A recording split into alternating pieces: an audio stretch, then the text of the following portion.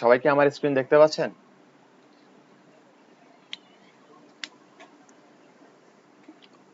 জি sir, পাচ্ছি। আচ্ছা আচ্ছা, সবাই তাহলে এখান থেকে আমরা getbootstrap.com এই অফিসিয়াল ওয়েবসাইটে যাব।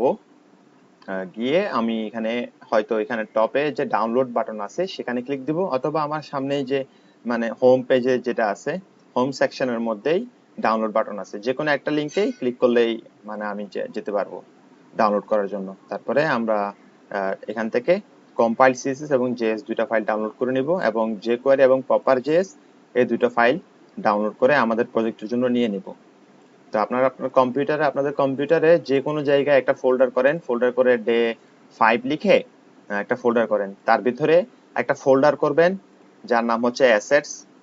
এর ভেতরে বুটস্ট্র্যাপের যে ফাইলটা আপনারা ডাউনলোড করেছেন সেটা এক্সট্রাক্ট করে আপনাদের অ্যাসেটস ফোল্ডারের ভিতরে নিয়ে আসেন। এরপরে jQuery এবং proper.min.js এই দুটো ফাইল এই সিডিএন বুটস্ট্র্যাপের যে সিডিএন আছে এখান থেকে কপি করে, এই লিংক থেকে কপি করে নিয়ে নেন। আমি আপনাদেরকে হোয়াটসঅ্যাপে দিচ্ছি। এটা হচ্ছে jQuery.min.js আর একটা হচ্ছে proper.js। এখান থেকে ফাইলটাতে লিংকে ক্লিক দিলে আপনার ওপেন হয়ে যাবে। সেখান থেকে আপনি কন্ট্রোল এস দিয়ে সেভ করে আপনার প্রজেক্টের ফোল্ডারের ভিতরে আপনি অ্যাসেটস ফোল্ডারের মধ্যে সেভ করে রাখেন। আপনার ডকুমেন্টের স্ট্রাকচার দেখা যাবে এইরকম, অনেকটা এইরকমই হবে। আচ্ছা, এরপর প্রজেক্টের ফোল্ডারে রুট ফোল্ডারের ভিতরে index.html নামে একটা html ডকুমেন্ট নিব। html ডকুমেন্টটা আমি নিয়ে নিলাম, ওপেন করে নিছি। এরপর আমি একটা প্রথমে html কোলন দিয়ে 5 দিয়ে আমার একটা স্কেলেটন তৈরি করে নিব html5 এর জন্য। তো আমরা যেটা শিখবো আজকে সেটা হচ্ছে যে বুটস্ট্র্যাপ গ্রিড।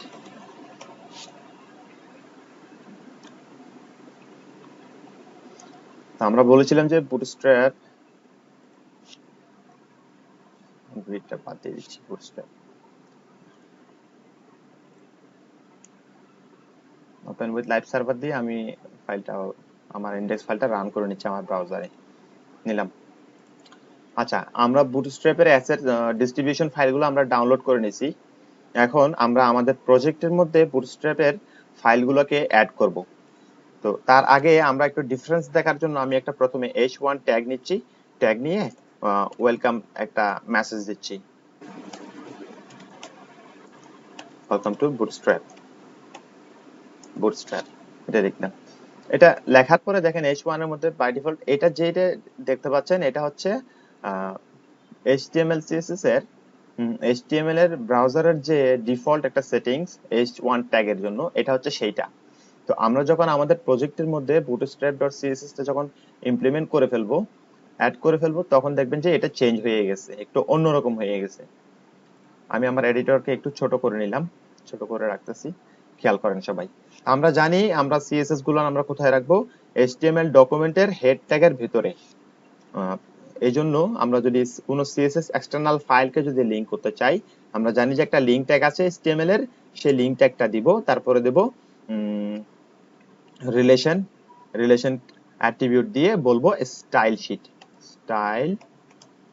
শিট। এরপরে দেব href মানে হাইপারলিংক রেফারেন্স। href দেব, href দিয়ে আমরা এখন আমাদের বুটস্ট্র্যাপের ফাইলটা নিব। খেয়াল করে দেখেন আমাদের বুটস্ট্র্যাপ ফাইলটা আছে হলো অ্যাসেটস ফোল্ডারের ভিতরে, বুটস্ট্র্যাপ ফোল্ডারের ভিতরে, সিএসএস এর ভিতরে, মানে একটা দুইটা তিনটা ফোল্ডার আমাদেরকে অ্যাড করতে হবে।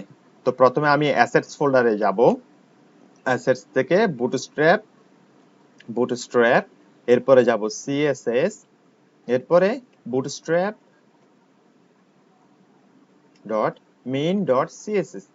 Bootstrap dot main dot CSS এই ফাইলটা আমরা আমাদের প্রজেক্টের মধ্যে অ্যাড করব। হয়ে গেল। এবার স্ক্রিনে খেয়াল করেন ব্রাউজারের মধ্যে ওয়েলকাম টু বুটস্ট্র্যাপ লেখাটা কিন্তু চেঞ্জ হয়ে গেছে, এবং বাই ডিফল্ট যে মার্জিন প্যাডিং ছিল ওটা এখন আর নাই, চেঞ্জ হয়ে গেছে।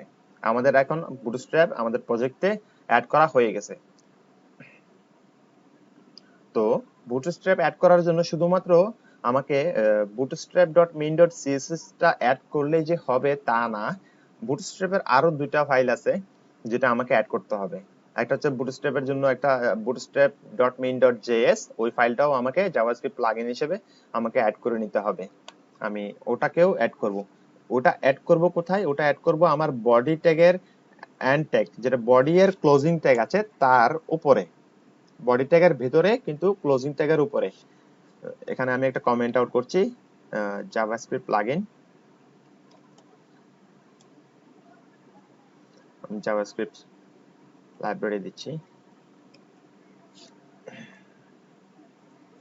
দেওয়ার পরে জাভাস্ক্রিপ্ট আমরা অ্যাড করার জন্য আমাদের কি করতে হবে, কোন ট্যাগ ইউজ করতে হবে? আমাদেরকে জাভাস্ক্রিপ্টের জন্য স্ক্রিপ্ট ট্যাগ ইউজ করতে হবে। স্ক্রিপ্টের ট্যাগের মধ্যে প্রথম যে ওপেনিং ট্যাগ আছে তার ভিতরে আমরা src একটা অ্যাট্রিবিউট আছে, সেটাতে আমরা আমাদের জেএস ফাইলটা অ্যাড করব। তাহলে ঠিক একইভাবে দেখেন আমাদের ফাইলটা কোথায় আছে, জাভাস্ক্রিপ্টের bootstrap.min.js ফাইলটা, এই যে এটা আছে হলো আমার অ্যাসেটস ফোল্ডারের ভিতরে, বুটস্ট্র্যাপ ফোল্ডারের ভিতরে জেএস ফোল্ডার আছে, জেএস ফোল্ডারের ভিতরে আমার bootstrap.min.js ফাইলটা আছে। তো এইভাবে যদি আপনারা যদি ফোল্ডারের যদি স্ট্রাকচারটা যদি বুঝতে না পারেন, তাহলে এখানে এখানে bootstrap.min.js ফাইলটার উপরে ভিজুয়াল স্টুডিও কোড যদি হয়, তাহলে আপনি রাইট বাটনে ক্লিক দেন ফাইলের উপরে, দিয়ে কপি রিলেটিভ পাথ এখানে ক্লিক দেন। ক্লিক দেওয়ার পরে আপনারা সোর্সের ভিতরে ওটা পেস্ট করবেন, পেস্ট করে দেন। এখন দেখেন যে assets backward slash bootstrap backward slash JS backward slash দিয়ে আমার ফাইলটা আছে bootstrap.min.js। কিন্তু আসলে এখানে ব্যাপার হচ্ছে উইন্ডোজের ক্ষেত্রে ওরা পাথ দেখায়, পাথ ফোল্ডার স্ট্রাকচারটা ডিফারেন্ট ভাগ করে ব্যাকওয়ার্ড স্ল্যাশ দিয়ে, কিন্তু এখানে আমাদের এভাবে দিলে হবে না, আমাদেরকে ব্যাকওয়ার্ড স্ল্যাশটা ডিলিট করে ফরওয়ার্ড স্ল্যাশ ব্যবহার করতে হবে। তাহলে আমার ফাইলের ভিতরে প্রজেক্টের HTML ডকুমেন্ট যেটা আছে তার মধ্যে আমার bootstrap.min.js ফাইলটা অ্যাড হবে। আমাদের bootstrap.min.js অ্যাড হয়ে গেল। এখানে দেখেন আমি যখন বুটস্ট্র্যাপের এই যে ফাইলটা সোর্স কোডের ডাউনলোড করছি, যে ডিস্ট্রিবিউশন ফাইলগুলো ডাউনলোড করছি, তার সাথে সাথে আমি আরো দুইটা এক্সট্রা ফাইল অ্যাড করছি। একটা হচ্ছে popper.js আর একটা হচ্ছে jQuery। এই দুটো ফাইল ডাউনলোড করে নিয়েছি। এই দুটো ফাইল কিন্তু আমাকে অবশ্যই আমার প্রজেক্টের মধ্যে অ্যাড করে নিতে হবে। তো অ্যাড করে নিব মানে কোথায় অ্যাড করব, একটা প্রশ্ন থাকতে পারে। লিংকের মধ্যে হচ্ছে ব্যাকওয়ার্ড স্ল্যাশ ইউজ করতে হবে আর স্ক্রিপ্টের মধ্যে ফরওয়ার্ড স্ল্যাশ ইউজ করতে হবে না, লিংক ট্যাগ এবং স্ক্রিপ্ট ট্যাগ দুটোর মধ্যে আপনাকে ফরওয়ার্ড স্ল্যাশ ইউজ করতে হবে। এখানে তো আমি ফরওয়ার্ড স্ল্যাশ দিছি। ও আচ্ছা আচ্ছা, ঠিক আছে। দুটোতে পাথ নিলে কপি করে নিলে হচ্ছে ব্যাকওয়ার্ড স্ল্যাশটা আসে। হ্যাঁ, এখান থেকে রিলেটিভ পার্টটা কপি করলাম, কপি করলে তখন এটা উইন্ডোজ এর ক্ষেত্রে ব্যাকওয়ার্ড স্ল্যাশ আসবে, কিন্তু লিনাক্স এবং ম্যাক অপারেটিং সিস্টেমের ক্ষেত্রে ব্যাকওয়ার্ড স্ল্যাশ আসবে না। লিনাক্স এবং ম্যাক অপারেটিং সিস্টেমে ফরওয়ার্ড স্ল্যাশই আসবে। শুধু একমাত্র ব্যতিক্রমটা হচ্ছে উইন্ডোজ এর ক্ষেত্রে। আচ্ছা, আমরা আমাদের jQuery ফাইলটা কোথায় অ্যাড করব? এখানে একটা কোশ্চেন আছে। ব্যাপার হচ্ছে, হ্যাঁ বলেন, জোরে বলতে হয় না, একটু জোরে বলেন।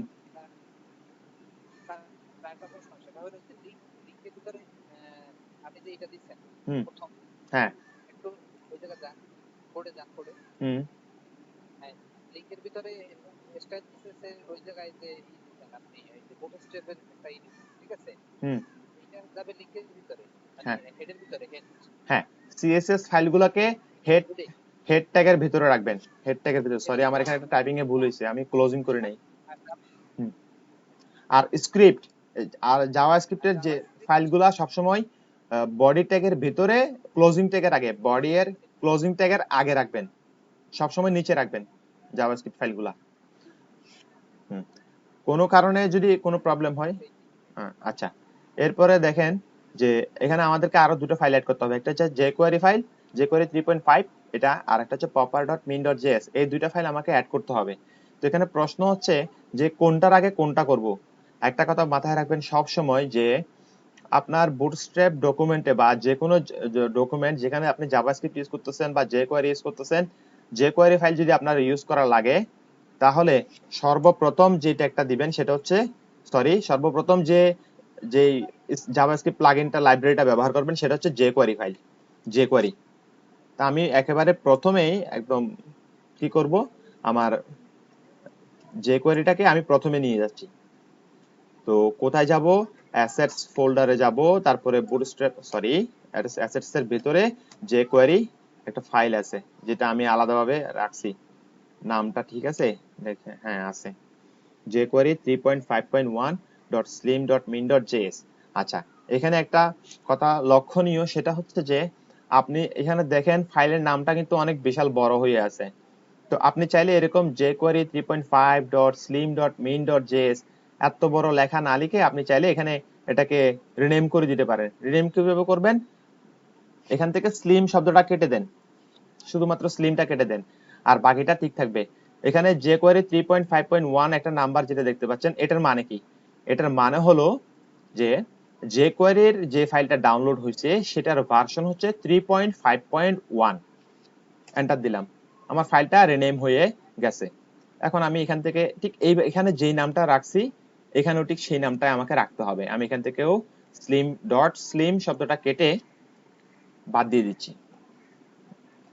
এখন আমাদের প্রজেক্টের মধ্যে bootstrap.min.css অ্যাড হয়ে গেছে।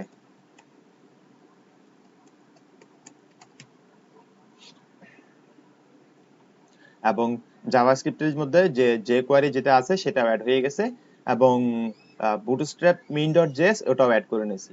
এরপর আরেকটা ফাইল আছে যেটা হচ্ছে popper.min.js, এটাও আপনাকে ব্যবহার করতে হবে, কারণ কিছু কিছু লাইব্রেরির মধ্যে কিছু কাজ আছে যে বুটস্ট্র্যাপের যেগুলো ব্যবহার করছে আপনার popper.min.js ফাইলটা, লাইব্রেরিটা ব্যবহার করছে, এই জন্যই।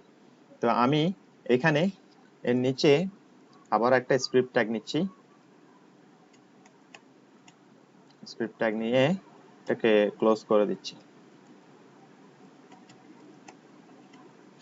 স্ক্রিপ্ট ট্যাগটা ক্লোজ করলাম, ক্লোজ করে দিয়ে এখানে আমি এসআরসি তে এবার কি করব, আবার অ্যাসেটস ফোল্ডারে যাব, এর ভিতরে popper.min.js আমাকে সাজেশন দেখাচ্ছে এডিটরের কারণে, আমি দিয়ে দিচ্ছি এন্টার দিয়ে, তাহলে আমার আর ভুল হবে না। এখন তো হইলো, এটা লিংক তো অ্যাড করলাম। এখন আমার প্রজেক্টে যদি কোনো কারণে যদি কাজ না করে, যদি দেখা না যায়, তাহলে আপনারা আপনাদের প্রজেক্টের ভিতরে HTML ফাইলটার ভিতরে যে এই যে JavaScript, CSS, bootstrap CSS file, JS plugin এগুলা অ্যাড হয়েছে কিনা লাইব্রেরি গুলা, সেটা চেক করার জন্য একটা বেস্ট ওয়ে যেটা, সেটা হলো ব্রাউজারে যাবেন, ফাইলটা ওপেন করে ইন্ডেক্স ফাইলটাকে রান করে ব্রাউজারে ওপেন করবেন। ওপেন করার পরে রাইট বাটনে ক্লিক দেন, ডকুমেন্টের যে কোনো জায়গায় ক্লিক করে রাইট বাটনে ক্লিক করবেন। ডকুমেন্টের যে কোনো জায়গায় রাইট বাটনে ক্লিক করেন, ক্লিক করে ইন্সপেক্টে যান অথবা ভিউ পেজ সোর্সে যান, যে কোনো একটাই গেলে হবে। ভিউ পেজ সোর্সে যাচ্ছি এখন। ভিউ পেজ সোর্সে গেলে আমার পুরো সোর্স ফাইলটা এখানে দেখাচ্ছে।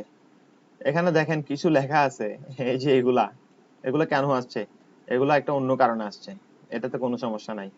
আমার যে লাইভ সার্ভারটা চলতেছে ওটার কারণেই, মানে ওই যে প্লাগইনের মধ্যে যে লাইব্রেরিটা আমি ব্যবহার করছি লাইভ সার্ভার, তার কোড এগুলা নিয়ে ওয়ারিড হওয়ার কোনো কিছু নাই, ঠিক আছে। আমাকে দেখতে হবে যে প্রথমে আমার স্ক্রিপ্টের মধ্যে ফাইলগুলো অ্যাড হয়েছে কিনা। প্রথমে আসি উপর থেকে হেড ট্যাগের ভিতরে যে bootstrap.min.css অ্যাড করছি সেটাতে একটু কন্ট্রোল প্রেস করে কিবোর্ড থেকে ক্লিক দিবেন। ক্লিক দিলে ডান পাশে আরেকটা ট্যাবে আপনার যদি এইরকম bootstrap.4.5 আপনি যেটা অ্যাড করছেন এই ফাইলটা যদি ওপেন হয়, তাহলে বুঝে নেবেন আপনার প্রজেক্টে বুটস্ট্র্যাপ ফাইলটা সঠিকভাবে ইমপ্লিমেন্ট হয়েছে। এবার আসবো jQuery ফাইলটাতে, দেখি jQuery ফাইলটাতে কি অবস্থা। কন্ট্রোল একটু বললে ভালো হয়েছে। দেখেন jQuery ফাইলটাতে দেখেন, jQuery ফাইলটার মধ্যে আমি কিবোর্ডের কন্ট্রোল প্রেস করে কন্ট্রোলটা প্রেস করে ধরে রাখবো, তারপরে লিংকের উপরে ক্লিক দিব। আমি jQuery ফাইলটাতে ক্লিক করতেছি কন্ট্রোল প্রেস করে, তাহলে ফাইলটা দেখেন একটা আলাদা ট্যাবের মধ্যে ওপেন হয়েছে। এখানে খেয়াল করেন jQuery 3. ভার্সন দেখাচ্ছে 3.5.1। কন্ট্রোল দিয়ে এখানে ক্লিক করার পরে যদি আপনার এই ফাইলটা যদি পান, যদি jQuery ফাইলটা ওপেন হয় ট্যাবে, তাহলে বুঝে নেবেন আপনার jQuery ফাইলটাও অ্যাড হয়েছে। আচ্ছা, যদি এমন হয় যে হয় নাই এরকম, ধরেন আমি একটু চেঞ্জ করে দিচ্ছি, আমি এখান থেকে ডট ওয়ানটা বাদ দিয়ে একটু চেঞ্জ করে দিলাম, ঘাপলা করে দিলাম। এবার দেখি আমার ফাইলটা ওপেন হয়েছে কিনা। তো এখানে রিফ্রেশ করেন, রিলোড দেন এটাতে, এবার ক্লিক দেন। কি বলছে দেখেন, error, can not get slash assets jQuery এই ফাইল। মানে সে কি jQuery ফাইলটা পায় নাই, যদি না পায় তাহলে সে এরকম একটা এরর দেখাবে, can not get assets jQuery -3 এইভাবে ফাইল নাম্বারটা দিয়ে দিছে, ফাইলের ভার্সনটা দিয়ে দিছে। তার মানে সে পায় নাই, আমার ভুল আছে। এখন যেহেতু আমি জানি যে আমার ফোল্ডার থেকে আমার প্রজেক্টে ফাইলটা অ্যাড হয় নাই, এবার আমি আমার ফোল্ডারটা এক্সপ্লোরারটা ওপেন করলাম, কোড এডিটরের এক্সপ্লোরারটা ওপেন করলাম। এবার আমি দেখি যে আমি আসলে সঠিক নামটা দিছি কিনা। আমি ইউজ করতেছি jQuery-র ক্ষেত্রে, jQuery-তে আমার পাই নাই। দেখেন খেয়াল করে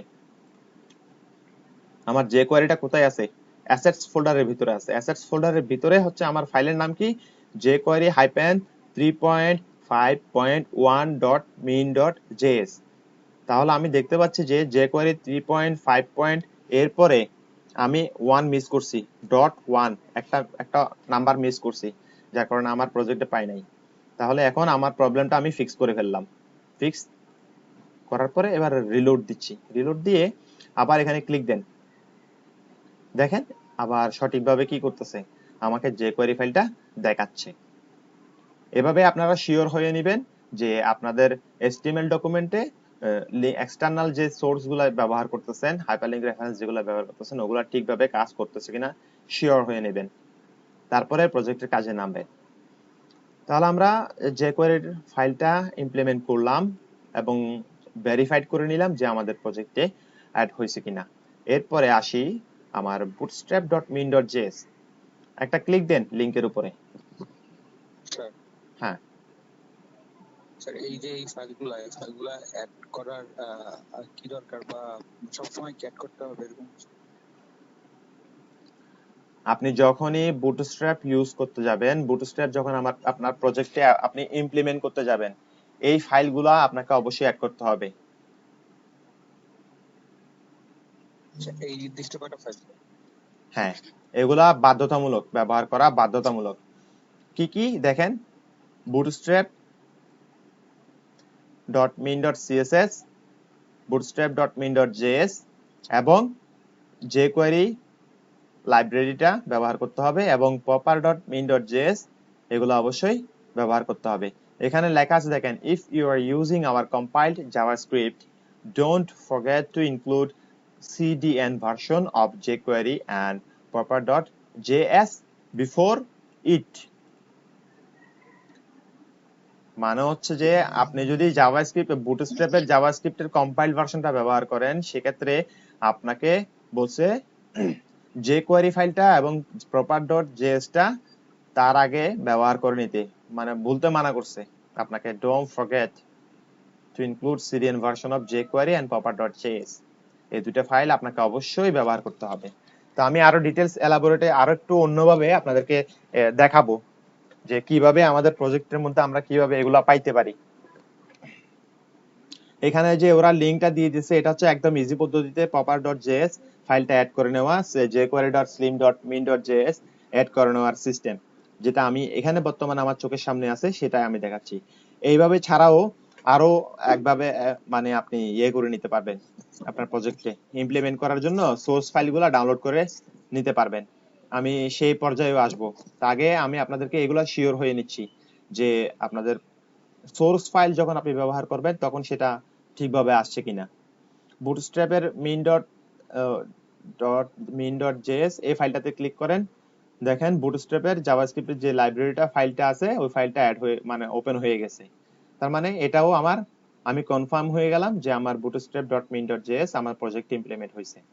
এরপরে আসি popper.min.js, ক্লিক দেন, দেখেন popper.min.js ওটাও ফাইলটা কি হয়ে গেছে আমাকে ব্রাউজারে দেখাচ্ছে, তার মানে এটাও শিওর হয়ে গেলাম। তাহলে খেয়াল করেন এবার আমার এই যে চারটা ফাইল, bootstrap.min.css, jQuery 3.5.1.min.js, তারপরে bootstrap.min.js এবং popper.min.js, এই চারটা ফাইল আমার প্রজেক্টে 100% ইমপ্লিমেন্ট হয়েছে এবং আমি 100% শিওর হয়ে গেলাম। এখন শিওর হওয়ার পরে আমি চাইলে এখন আমার বুটস্ট্র্যাপের জন্য আমার সাইটের ডিজাইনের ডেভেলপমেন্টটা ডিজাইনটা শুরু করতে পারি। এটা হলো একটা পদ্ধতি বুটস্ট্র্যাপ আপনার প্রজেক্টে অ্যাড করার জন্য।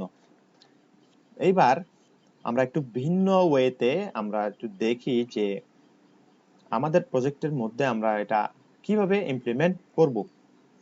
আমি এখানে আমার ইন্ডেক্স ফাইলটাকে একটু রিনেম করে নিচ্ছি। রিনেম করে আমি দিচ্ছি index2 নামে দিলাম, চেঞ্জ করে ফেললাম। এখন আমি এই যে অ্যাসেটস ফোল্ডারের ভিতরে যা কিছু আছে তার মধ্যে এই যে বুটস্ট্র্যাপের ফাইলগুলা, যে কোয়েরি ফাইলটা এবং popper.min.js এর কোনোটাই ব্যবহার করব না। আমি আমার রুট ফোল্ডারের ভিতরে একটা আবারও ফাইল নিচ্ছি, index.html নামে নিলাম। এগেইন HTML এর একটা স্কেলেটন নিয়ে নিচ্ছি। নেওয়ার পরে এবার আসেন কি করব।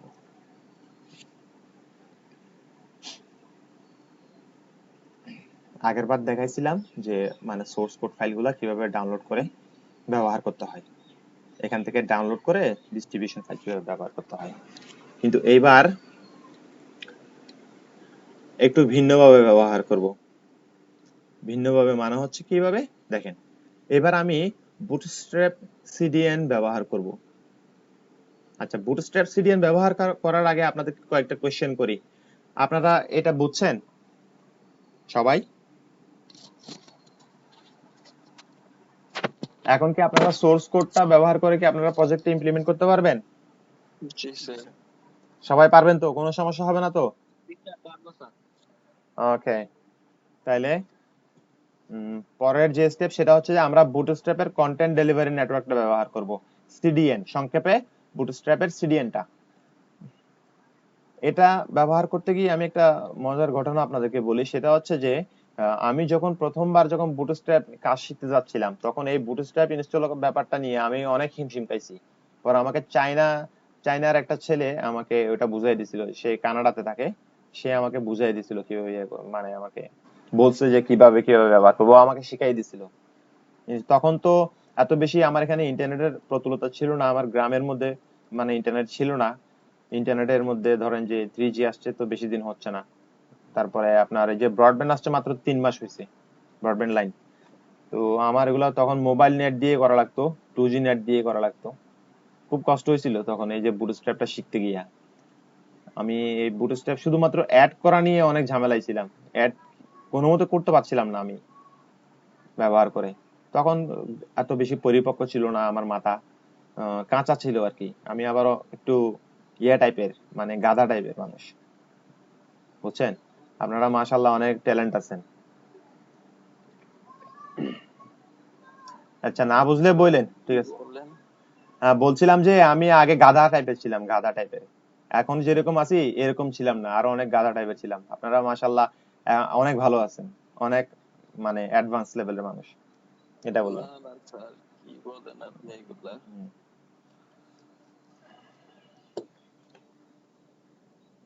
হুম। আপনার স্ক্রিন দেখতে পাচ্ছেন সবাই? না স্যার। আচ্ছা, স্ক্রিনটা দেখা যাচ্ছে না, স্ক্রিনটা শেয়ার করে দিচ্ছি।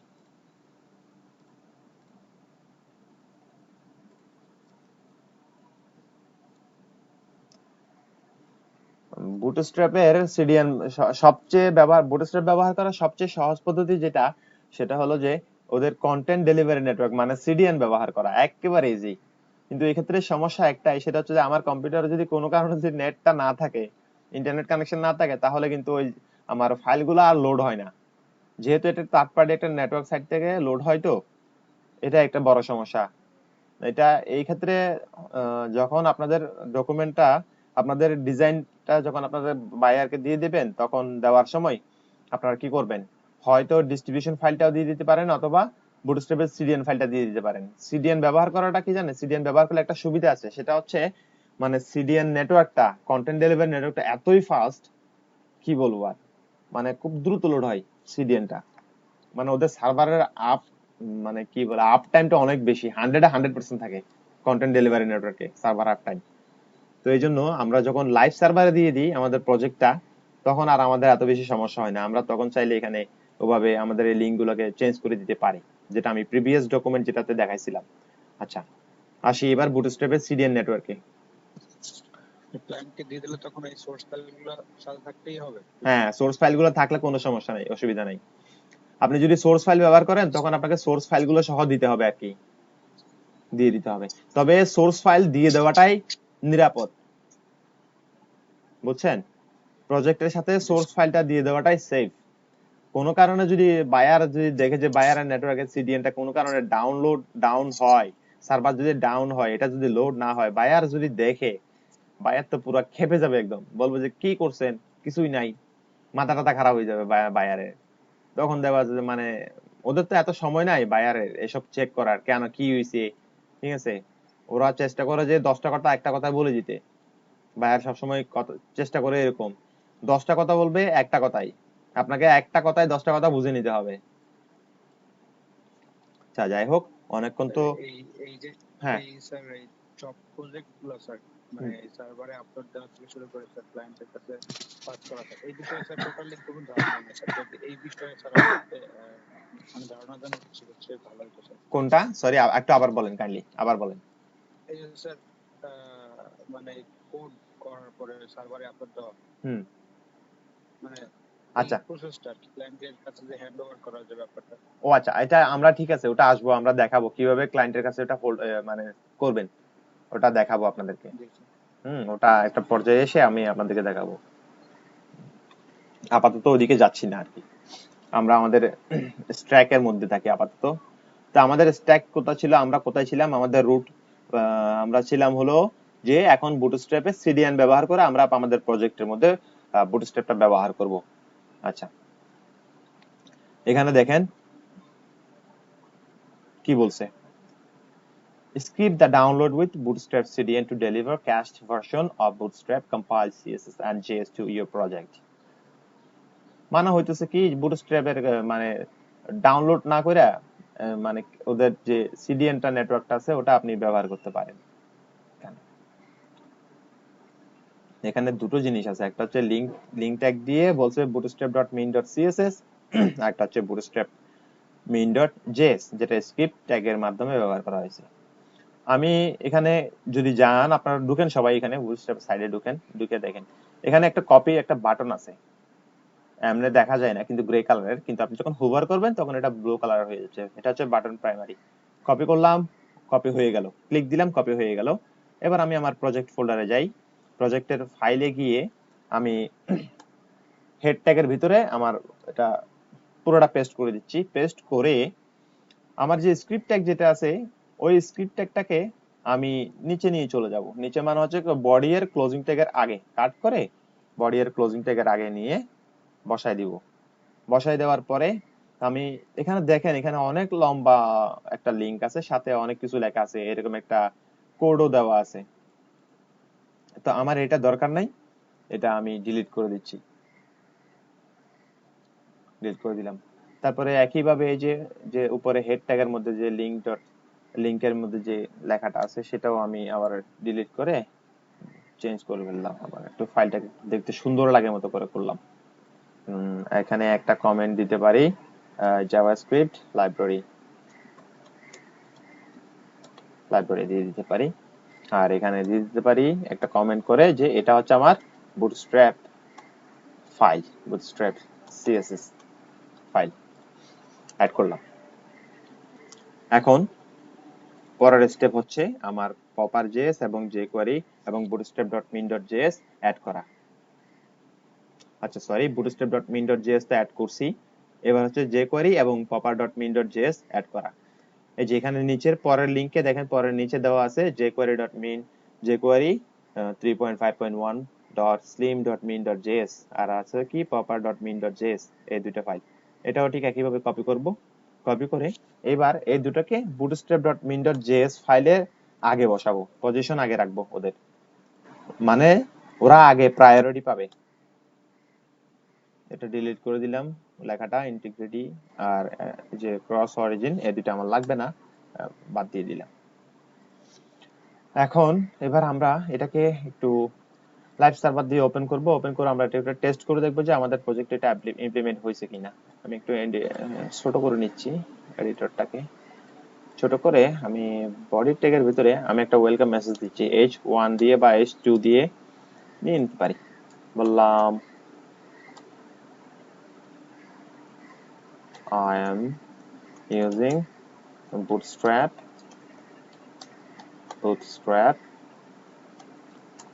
CDN।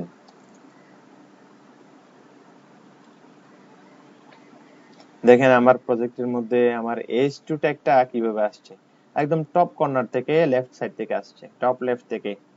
তাহলে এটা দেখেও আমরা কিন্তু বুঝতে পারি যে আমাদের প্রজেক্টে বুটস্ট্র্যাপটা সঠিকভাবে ইমপ্লিমেন্ট হয়ে গেছে। আর চেক করার জন্য আমাদের যে রাইট বাটনে ক্লিক করে ডকুমেন্টের উপরে ভিউ পেজ সোর্সে ক্লিক দিলে তাও হয়ে যাচ্ছে। একটা ক্লিক দেন, লোড হয় কিনা। এই যে লোড হয়ে গেছে, প্রত্যেকটা জিনিস লোড হয়ে গেছে। যে কোয়ারিটা হয়েছে কিনা, হ্যাঁ যে কোয়ারি হয়েছে। তারপরে পপার হয়েছে কিনা দেখি, হ্যাঁ পপারও হয়ে গেছে। এরপরে আছেন বুটস্ট্র্যাপ মিন্টার্স জেএস, হ্যাঁ তিনটাই ভালোভাবে লোড হয়ে গেছে। তাহলে আমাদের আর কোনো সমস্যা নাই, এখন আমরা যে বুটস্ট্র্যাপ শেখা শুরু করতে পারি। ঠিক আছে, এখানে আরেকটা কথা আপনাদেরকে দেখাই দেওয়া দরকার যে আপনাদের অনেকের মনে এখন একটা প্রশ্ন আছে যে স্যার আমি যে কোয়ারি এটা ইউজ না করে যে কোয়ারি তো অফিসিয়াল একটা ওয়েবসাইট আছে বা অন্য কোথাও থেকে যে কোয়ারি ফাইল এবং popper.js এগুলো আমি পাবো কিনা, যদি কোনো কারণে যদি এখান থেকে খুঁজে না পাই বা আমার চোখে না পড়ে তাহলে আমি কি করব। সেটার জন্য সলিউশন হচ্ছে, যেহেতু আমরা জানি আমাদেরকে jQuery লাইব্রেরিটা ব্যবহার করতে হবে জাভাস্ক্রিপ্টের, সেজন্য প্রথমে আমরা গুগলে যাচ্ছি। আমার এখানে ক্লিক করার সাথে সাথে গুগল চলে আসে। তো আমি এখানে লিখবো jQuery লিখে এন্টার দিব। এন্টার দিলে jQuery লিখে যখন আপনি গুগলে সার্চ করবেন প্রথম যে সাইটটা পাবেন সেটা হচ্ছে jQuery.com। এই ওয়েবসাইটটা, এই ওয়েবসাইটে আমি ক্লিক করে ঢুকতেছি। ক্লিক করলাম, jQuery লোড হয়ে গেছে ওয়েবসাইটটা।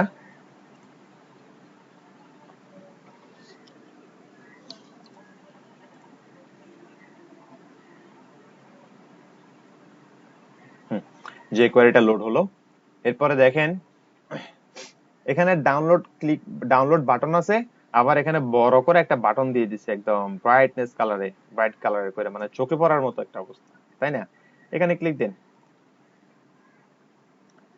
ক্লিক দিলে সে আমাকে ডাউনলোড করার জন্য jQuery ডাউনলোড করার জন্য তার ডাউনলোড পেজে রিডাইরেক্ট করে আমাকে সেখানে নিয়ে যাবে। নিয়ে যাওয়ার পরে এখানে দেখেন ডাউনলোডিং jQuery, এখানে কয়েকটা কথা বলা আছে যে compressed and uncompressed copies of the jQuery files are available। মানে হচ্ছে আপনি কম্প্রেসড ভার্সনও নিতে পারবেন আবার আনকম্প্রেসড ভার্সনও আপনি নিতে পারবেন, দুটো ফাইলই এখানে দেওয়া আছে, আপনার যেটা ইচ্ছা আপনি সেটা নেন। তো আমরা প্রথমে এখানে এই জায়গাটায় এসে আমরা সব সময় ব্যবহার করব কম্প্রেসড এবং প্রোডাকশন ভার্সন। ডেভেলপমেন্ট এখানে দেখেন দুটো ফাইল আছে, একটা হচ্ছে download the compressed production jQuery 3.5.1 অথবা বলছে ডাউনলোড দ্য আনকম্প্রেসড ডেভেলপমেন্ট jQuery 3.5.1। কখনোই আপনারা আনকম্প্রেসড ডেভেলপমেন্ট এই ফাইলটা কখনোই নেবেন না। আপনি সব সময় download the compressed and production jQuery, সবসময় প্রোডাকশন jQueryটা নেবেন, কেননা এটা কি করা আছে, এটা কম্প্রেস করা আছে এবং এটা ব্যবহারের উপযোগী। ডেভেলপমেন্ট মানে হচ্ছে যে এটা ডেভেলপমেন্ট পর্যায়ে আছে, এটার মধ্যে কাজ চলতেছে, প্রসেসিং চলতেছে, আপডেট চলতেছে, ওরা প্রতিনিয়ত বাগ ফিক্স করতেছে, ডেভেলপাররা বাগ ফিক্স করতেছে, যার কারণে কি ডেভেলপমেন্ট সার্ভারের ডেভেলপমেন্টটা কখনোই নেবেন না। ডেভেলপমেন্ট মানে কি, ডেভেলপমেন্ট মানে যে আন্ডার প্রসেসিং এ আছে, এটা ডেভেলপ চলতেছে, প্রসেসিং এ অন দ্য ওয়েতে আছে, তো এটা কখনোই ব্যবহার করবেন না। প্রোডাকশন ভার্সনে যেটা আছে সবসময় সেটা নেবেন। ওখানে ক্লিক দেন, লিংকে ক্লিক করেন, কি আছে দেখেন সরাসরি আমাকে কি করছে, ফাইলে নিয়ে গেছে, একেবারে টোটালি কোনো কথা নাই, নিয়ে গেছে। তো মজার ব্যাপার হচ্ছে যে আমি যদি এই লিংকটা যদি কপি করে, হ্যাঁ আমার এই যে jQuery আছে না, এটাতে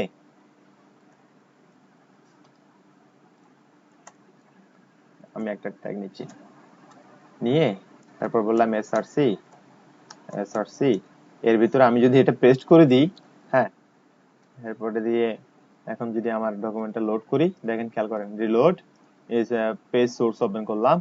ওপেন করার পরে এবার jQuery 3.5.1 এই লিংকে ক্লিক দেন, দেখেন লোড হয়ে গেছে। আমি এইভাবে ইউজ করতে পারি, কোনো সমস্যা নাই। এটা হলো একটা ওয়ে। অথবা আরেকটা হচ্ছে কি, এখান থেকে এটা লোড হওয়ার পরে কন্ট্রোল এস দিয়ে ফাইলটা সেভ করে নেবেন। কন্ট্রোল এস দিয়ে সেভ করতেছি।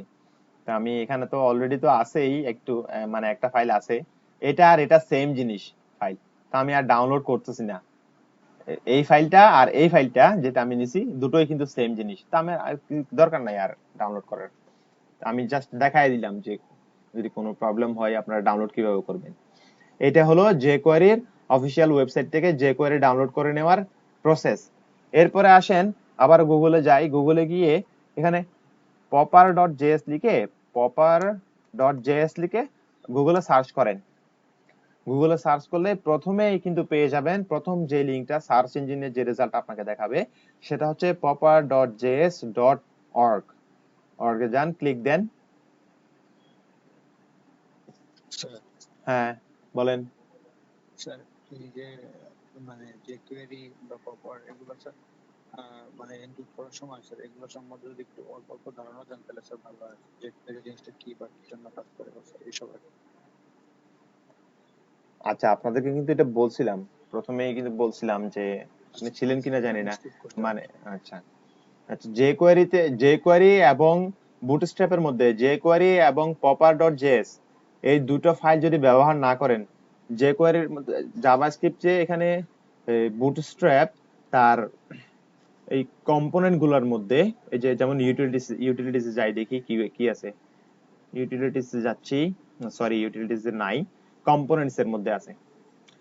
এই যে এখানে যে প্লাগইন গুলো ওরা ইউজ করছে, এই যে অ্যালার্ট জাভাস্ক্রিপ্টের কোড ওরা ইউজ করছে, এখানে ওরা jQuery ইউজ করছে।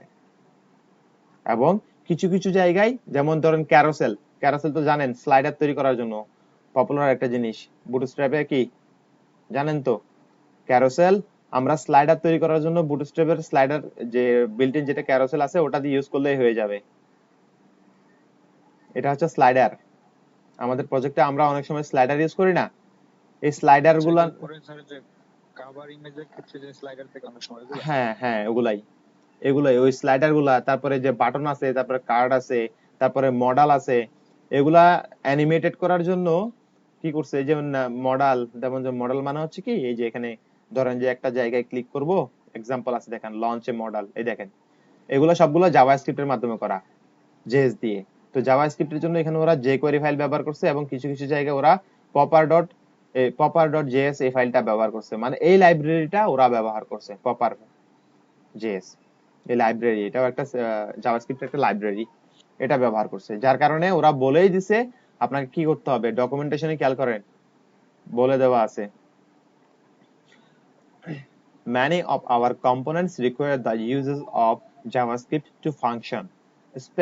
Specifically, they require jQuery, popper.js, and our own JavaScript plugins. ওরা বলেই দিছে আমাদের অনেকগুলো কম্পোনেন্ট, যারা মানে ওদের কম্পোনেন্ট গুলা অবশ্যই ব্যবহারের কোনো জাভাস্ক্রিপ্ট ফাংশনালিটি লাগবে, যার কারণে বিশেষ করে কি jQuery এবং popper.js এবং ওদের জাভাস্ক্রিপ্ট প্লাগইনস, বিশেষ করে ওরা বলে দিছে specifically they require jQuery and popper.js। তার মানে বুঝতে পারছেন যে ওদের টোটাল সুবিধা বুটস্ট্র্যাপের টোটাল ফাংশনালিটির সুবিধাটা আপনাকে নিতে হলে jQuery ফাইলটা ব্যবহার করতে হবে এবং popper.js ফাইলটা ব্যবহার করতে হবে। এই দুটো হচ্ছে জাভাস্ক্রিপ্টের লাইব্রেরি, এই দুটো আপনাকে আলাদাভাবে নিতে হবে। আর আপনি যাতে কষ্ট করতে না হয় এজন্যই ওরা সরাসরি লিংক দিয়ে দিছে আপনাকে, এখানে jQuery এর লিংকও দিয়ে দিছে, আবার popper.min.js এর লিংকও ওরা দিয়ে দিছে, যাতে করে আবার এভাবে গিয়ে ঘুরে ঘুরে গিয়ে সাইট থেকে সার্চ করবেন, সার্চ করে ডাউনলোড করবেন, এভাবে করতে না হয়।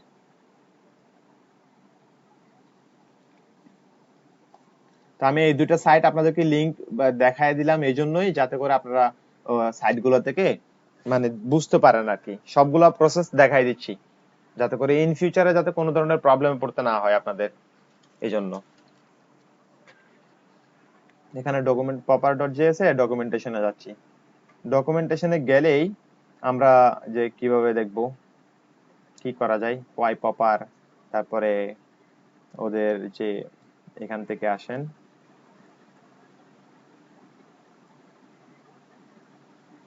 এরা ভার্সন দিয়ে এরা ইনস্টলেশন প্রসেস দেখাইছে। দেখেন ইনস্টলেশন প্রসেস প্যাকেজ ম্যানেজার দিয়ে যেটা দেখাইছে এটা হচ্ছে যে আপনার নোট প্যাকেজ ম্যানেজার যেটা আছে নোট দিয়ে যদি আপনি করতে চান তখন আপনি নোট প্যাকেজের মধ্যে এভাবে এটা লিখে এই কমান্ডটা দিলে আপনারা আপনাদের প্রজেক্টের মধ্যে popper.js ফাইলটা পেয়ে যাবেন পুরো ফাইলটা। অথবা যদি ইয়ার্ন প্যাকেজ ম্যানেজার আছে একটা ওটা দিয়ে যদি করেন তাহলে এইভাবে কমান্ড দিয়ে আপনাকে ব্যবহার করতে হবে। আর যদি সিডিএন ব্যবহার করেন ডেভেলপমেন্ট ভার্সন প্রোডাকশন ভার্সন দুটোই দেওয়া আছে, জাস্ট এই লিংকটা প্রোডাকশন ভার্সনটা নিব, ডেভেলপমেন্ট ভার্সন কখনো নেবেন না, প্রোডাকশন ভার্সন নেবেন, নিয়ে আপনারা কপি পেস্ট করে দিবেন, জাস্ট এই কপিটা পেস্ট করে দিবেন এখানে, এখানে পেস্ট করে দিচ্ছেন, এই যে এখানে যেটা আছে পেস্ট করে দিবেন আর কিছুই না। তারপরে 3 নম্বর অপশনে যেটা দিছে সেটা হচ্ছে direct download, managing dependencies by directing download them and placing them into a source code is not recommended for a variety of reasons, including missing out of fit or fixed updates easily. Please use a versioning management system like a CDN or NPM or YARN. ওরা direct ডাউনলোডের ব্যাপারে একটা কথা বলছে, সেটা হচ্ছে যে ওরা বলল যে ডিপেন্ডেন্সিটা আপনার সরাসরি ডাউনলোড না করে আপনার সোর্স কোডে ডাউনলোড না করে আমরা আপনাকে রিকমেন্ড করছি যে আপনি সিডিএন নেটওয়ার্কটা ব্যবহার করবেন, কেননা সিডিএনটা ব্যবহার করলে আপনার যে আপডেটগুলো আছে ওগুলো মিস হবে না। ওরা যে প্রতিনিয়ত আপডেট করতেছে সেগুলা সিডিএন এর মধ্যে থাকতেছে, যার কারণে বলছে কি আপনি ডাইরেক্ট সোর্স কোডটা ডাউনলোড না করে আপনি সিডিএন ফাইলটা ব্যবহার করেন, সিডিএন লিংক ব্যবহার করেন।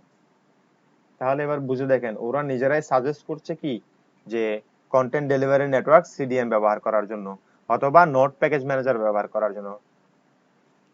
ঠিক আছে, আচ্ছা আপাতত এতটুকু থাকুক, আমি সবাইকে একটু বিরতি দিচ্ছি। আমরা 30 মিনিট ধরেন 30 মিনিট পরে আমি আবার আসবো। এইবারে এখন আমাদের বুটস্ট্র্যাপের গ্রিড সিস্টেমটা নিয়ে আলোচনা আমরা শুরু করতে পারবো, যেহেতু আমরা এখন সবাই আমাদের প্রজেক্টে বুটস্ট্র্যাপটা ইমপ্লিমেন্ট করে ফেলছি। ঠিক আছে স্যার হ্যাঁ হোয়াটসঅ্যাপ গ্রুপে কি ওই গ্রিডে কি স্যার? সরি হোয়াটসঅ্যাপ গ্রুপে হোয়াটসঅ্যাপ ওই যে দুটো লিংক দিছেন ওইগুলো কি স্যার? আমরা যেগুলো নামাইলাম ওইগুলো?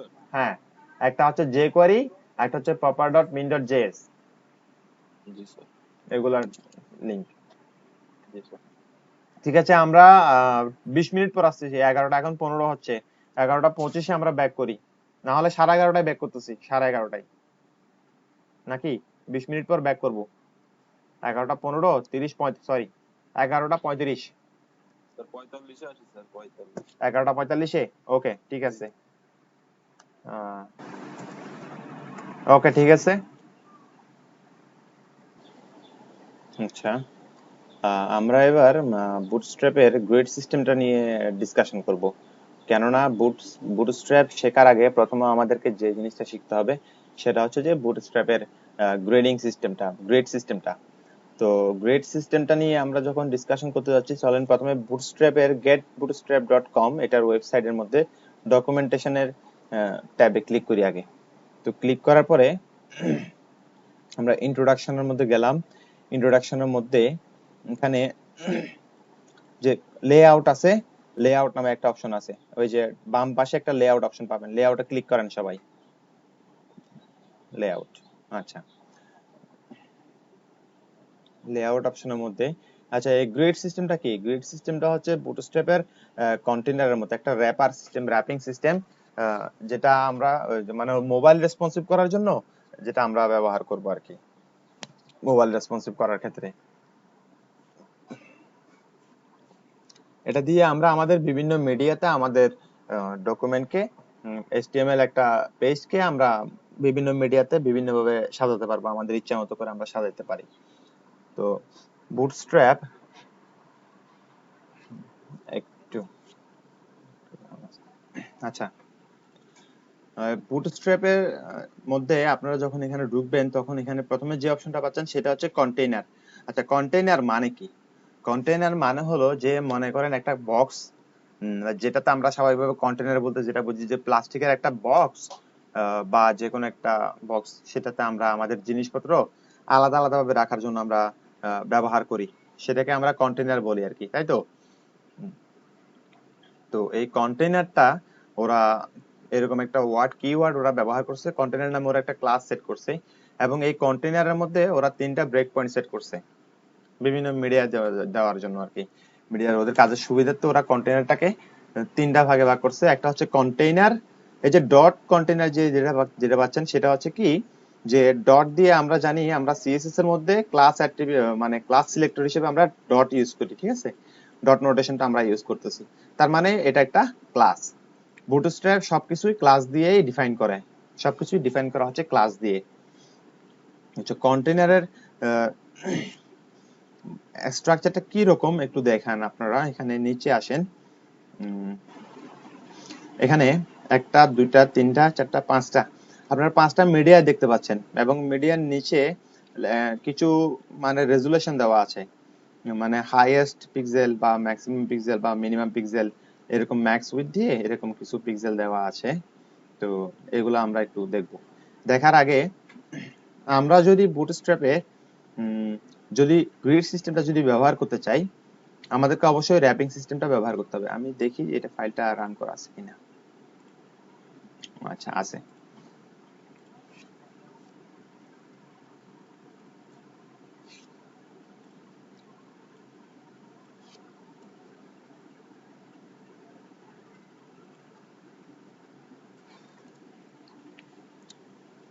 বুটস্ট্র্যাপের যে মানে ডিভাইস, মিডিয়া ডিভাইস গুলাকে ওরা ডিফাইন করছে, যেটাকে আমরা মানে মিডিয়া কোয়ারি বলি আর কি, যেটা ডিফাইন করছে, এটা নিয়ে আমি একটু আপনাদের জন্য নোটপ্যাডের মাধ্যমে একটু ডিসকাশন করি। আমি নোটপ্যাড ফাইল ওপেন করছি।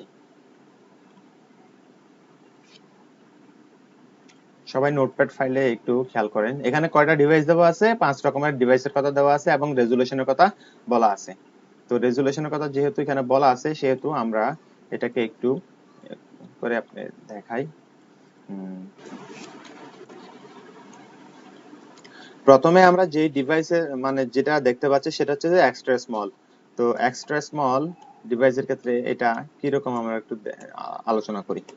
স্মল এক্সট্রা স্মল ডিভাইস, আমরা জানি যে একটা ম্যাক্স উইথ এবং একটা মিন উইথ নামে একটা সিএসএস প্রপার্টি আছে। দুইটা সিএসএস প্রপার্টি, একটা হচ্ছে মিনিমাম উইথ, মিন উইথ, আবার একটা হচ্ছে যে ম্যাক্স উইথ, এই দুইটা সিএসএস প্রপার্টি। তো এখানের ক্ষেত্রেও ঠিক সেরকম min width and max width নামে দুইটা সিএসএস প্রপার্টি ওরা ইউজ করছে, যেটা দিয়ে হাইয়েস্ট রেজুলেশন কত হবে, মিনিমাম উইথ কত হবে আমার স্ক্রিনের, এবং ম্যাক্সিমাম উইথ কত হবে সেটা ডিফাইন করা আছে। ওরা এক্সট্রা স্মল ডিভাইসের ক্ষেত্রে যেটা শুরু করছে মিনিমাম উইথ, সেটা হচ্ছে 0 পিক্সেল থেকে শুরু হয়ে 0 পিক্সেল টু হচ্ছে 575 পিক্সেল পর্যন্ত, 575 পিক্সেল পর্যন্ত এটা যদি হয় স্মল স্ক্রিন হবে। এটা হচ্ছে স্মল স্ক্রিন, মানে হচ্ছে মোবাইল ডিভাইস। এখানে যে 500 লেস দেন 576 পিক্সেল দেখতে পাচ্ছেন, তার মানে কি 0 থেকে 575 পিক্সেল পর্যন্ত যদি হয়, আমার স্ক্রিনের উইথ রেজুলেশন যদি 575 হয়, 0 থেকে 575, তখন এটা আমার স্ক্রিনের আমার এটাকে ডিভাইস হবে কি এক্সট্রা স্মল ডিভাইস হিসেবে। আপনারা কি সবাই শুনতে পাচ্ছেন আমার কথা? শুনতেছেন সবাই? আপনাদেরকে সিএসএস করানোর সময় মিডিয়া কোয়েরি যখন আমি দেখাইছিলাম সিএসএস এর মধ্যে, তখন বুটস্ট্র্যাপের এই জিনিসটা ভেঙে ভেঙে আপনাদেরকে দেখাইছিলাম, মনে আছে আপনাদের কারোর? এখন সেখানেও আমি একবার বর্ণনা দিছি, আজকেও আমরা একটু ওটা নিয়ে একটু আলোচনা করব। দেখেন, আমার এক্সট্রা স্মল ডিভাইসের ক্ষেত্রে, আমার এক্সট্রা স্মল ডিভাইস মানে হচ্ছে যে মানে মোবাইল ডিভাইস গুলা, যেগুলো হচ্ছে আমার ছোট মোবাইল আছে, মোবাইল স্ক্রিন, এগুলো আমার এক্সট্রা স্মল ডিভাইস। এবং এগুলার রেজুলেশন হচ্ছে কত, স্ক্রিনের রেজুলেশন হচ্ছে 0 পিক্সেল থেকে হাইয়েস্ট কত ম্যাক্স উইথ হবে কত 575 পিক্সেল। তো এটা যদি হয় 0 থেকে যদি 575 পিক্সেল হয়, তাহলে এটা আমার ডিফাইন করা হবে স্মল ডিভাইস হিসেবে।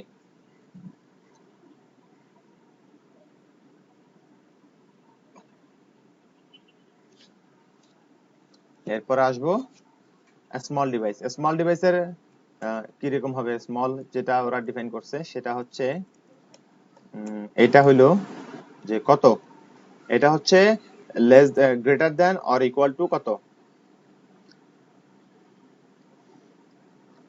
Greater than or equal to 576 pixel. তার মানে হচ্ছে আমার মিনিমাম উইথ হবে 576 পিক্সেল, এবং 576 পিক্সেল থেকে কত পিক্সেল পর্যন্ত, 767 পিক্সেল, 767 পিক্সেল।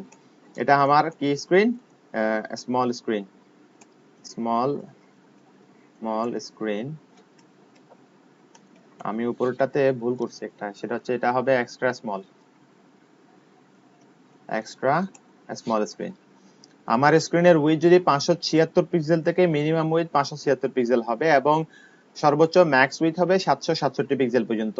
যদি এর ভিতরে রেজুলেশন হয় তাহলে আমার এটা মিডিয়া ডিভাইস হিসেবে গণ্য করা হবে, কি হিসেবে, স্মল স্ক্রিন হিসেবে গণ্য করা হবে। এরপরে যেটা আছে সেটা হচ্ছে মিডিয়াম স্ক্রিন, মিডিয়াম। তো মিডিয়ামের ক্ষেত্রে আমাদের এটা শুরু হবে 768 পিক্সেল থেকে, 768 পিক্সেল মিনিমাম উইথ 768 পিক্সেল, এখান থেকে হাইয়েস্ট 991 পিক্সেল পর্যন্ত। এটা যদি হয় তাহলে এটা হবে আমার মিডিয়াম ডিভাইস, মিডিয়াম স্ক্রিন। এরপরে আছেন লার্জ স্ক্রিনে। লার্জ স্ক্রিনটা কিরকম আসবে, লার্জ স্ক্রিন হচ্ছে যে 992 পিক্সেল থেকে শুরু হবে, শুরু হয়ে সেটা 1199 পিক্সেল পর্যন্ত যাবে, হাইয়েস্ট 1199 পর্যন্ত হয়, তাহলে আমার এটা হবে লার্জ স্ক্রিন। এরপর হচ্ছে যে এক্সট্রা লার্জ, এটা আমার 1200 পিক্সেল থেকে শুরু হয়ে এর আগ পর্যন্ত, এর উপরে যত আছে, এর উপরে যত হবে 1200 পিক্সেল থেকে শুরু হয়ে এর উপরে যত স্ক্রিন থাকবে সবগুলোকে এক্সট্রা লার্জ ডিভাইস হিসেবে, এক্সট্রা লার্জ স্ক্রিন হিসেবে আমরা গণ্য করব, এক্সট্রা লার্জ স্ক্রিন হিসেবে গণ্য করব। আচ্ছা, এরপরে আসেন কন্টেইনার। কন্টেইনারের ক্ষেত্রে আপনারা খেয়াল করেন যে ডট কন্টেইনার ক্লাসটা ওরা ব্যবহার করছে, ওরা প্রত্যেকটা মিডিয়া ডিভাইসের মধ্যে ওদের কন্টেইনারের একটা ম্যাক্সিমাম একটা উইথ ওরা দিয়ে নিছে, ম্যাক্সিমাম উইথ। সেটা হচ্ছে কি যে কন্টেইনার ক্লাসে এক্সট্রা স্মল স্ক্রিনে, এক্সট্রা স্মল ডিভাইস, মোবাইল ডিভাইসের ক্ষেত্রে তার উইথ হবে 100%।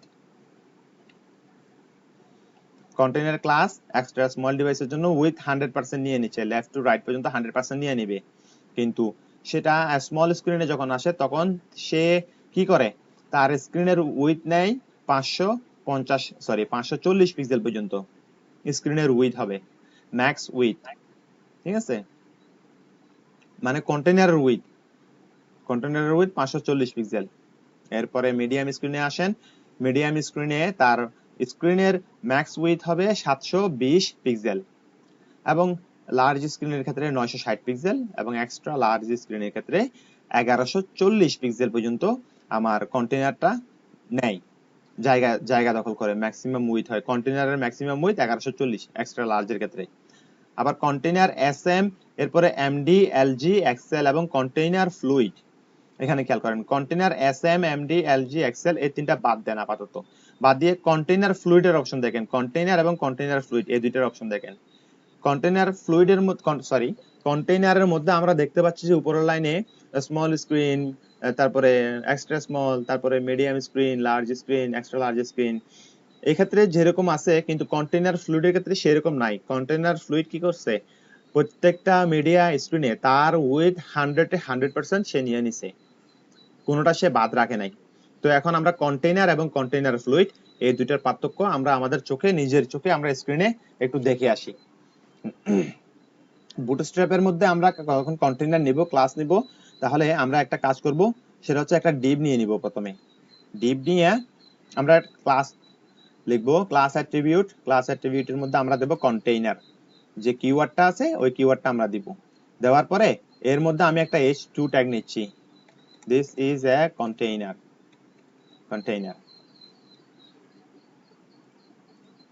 দেখেন এটা একটা কন্টেইনার, এবং ইন্সপেক্ট করি, ইন্সপেক্ট করলে আপনারা কালারটা বুঝতে পারবেন, কালার স্ক্রিনের একটা কালার আসবে, সেই কালারটা আপনারা দেখতে পারবেন।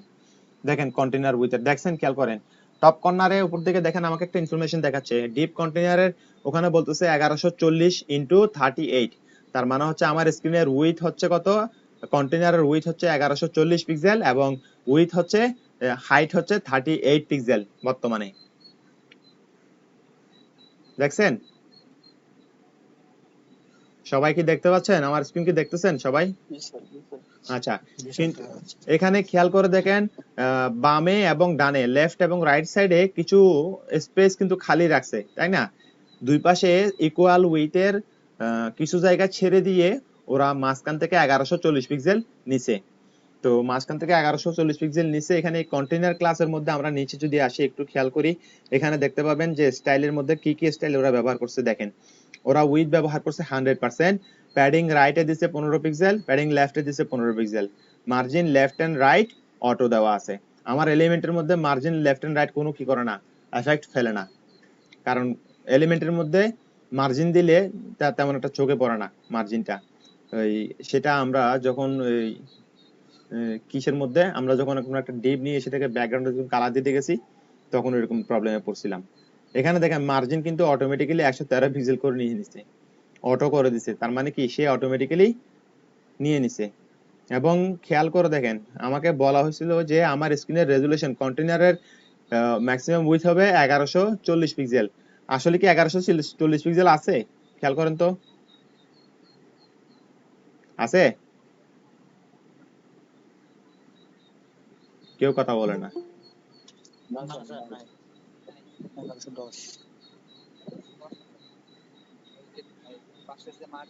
আনলিমিটেড মাস্তি এটা কে?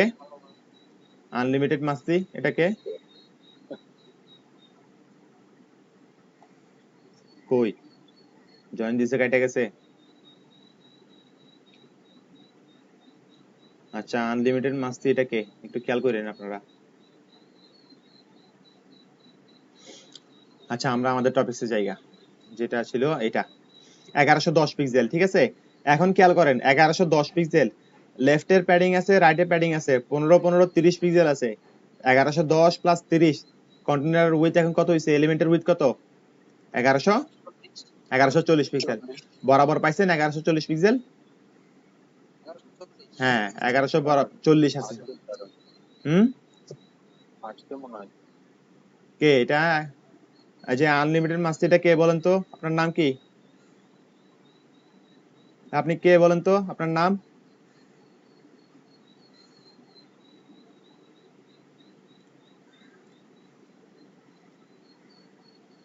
আনলিমিটেড মাস্তি কে চিনে? উনাকে চিনেন? না স্যার, আপনার মাইকটা আনমিউট করে কথা বলতে বলেন। হ্যালো, শুনতে পাচ্ছেন আপনি? আনলিমিটেড মাস্তি, আপনার নামটা বলেন। মাইকটা আনমিউট করে নিয়ে কথা বলেন। ভাই আনলিমিটেড মাস্তি ভাই, আপনি কে?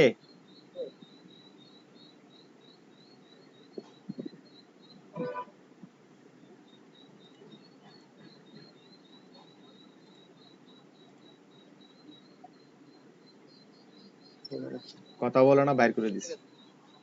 চিনি না জানি না, একজন মোবাইল দিয়ে ঢুকে গেল। শেয়ার করে কে মিটিং লিংক গুলা? হোয়াটসঅ্যাপে অ্যাড না থাকলে কিভাবে লিংক পাবে? হ্যাঁ সেটাই তো কথা।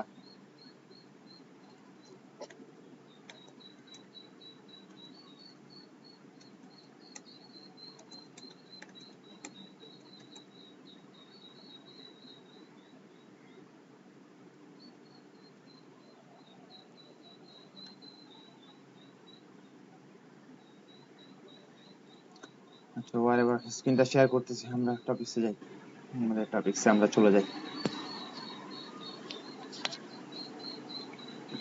আচ্ছা, আমরা যেখানে ছিলাম, তাহলে আমরা দেখতে পাচ্ছি কন্টেইনারের মাঝখানে আমরা যদি কোনো আমাদের ডিবের ভিতরে আমরা যদি কন্টেইনার ইউজ করি তাহলে আমাদের স্ক্রিনের রেজুলেশন অনুপাতে সেটা কি মাঝখানের জায়গায় চলে আসবে, ডান পাশ থেকে এবং বাম পাশ থেকে 15 পিক্সেল করে 30 পিক্সেল প্যাডিং থাকবে এবং মার্জিন অটো থাকবে এবং কন্টেইনারটা কি মাঝখানে অবস্থায় থাকে, ঠিক আছে? এটা হচ্ছে কন্টেইনারের বৈশিষ্ট্য। আমরা তাহলে এটা দেখলাম স্ক্রিনটা শেয়ার করে দিচ্ছি একটু। হ্যাঁ, স্ক্রিন কি দেখতে পাচ্ছেন সবাই? হ্যাঁ আচ্ছা, স্ক্রিন আর ওই কোড কোড আছে। কোড আসে নাই মানে আমি কোড অন করে নেই। এখন দেখেন তো দেখা যাচ্ছে? দেখা যাচ্ছে। আচ্ছা ঠিক আছে, তাহলে আমরা আসি। আচ্ছা, আমরা ছিলাম কন্টেইনারের মধ্যে, যে কন্টেইনার এবং কন্টেইনার ফ্লুইডের পার্থক্য দেখব।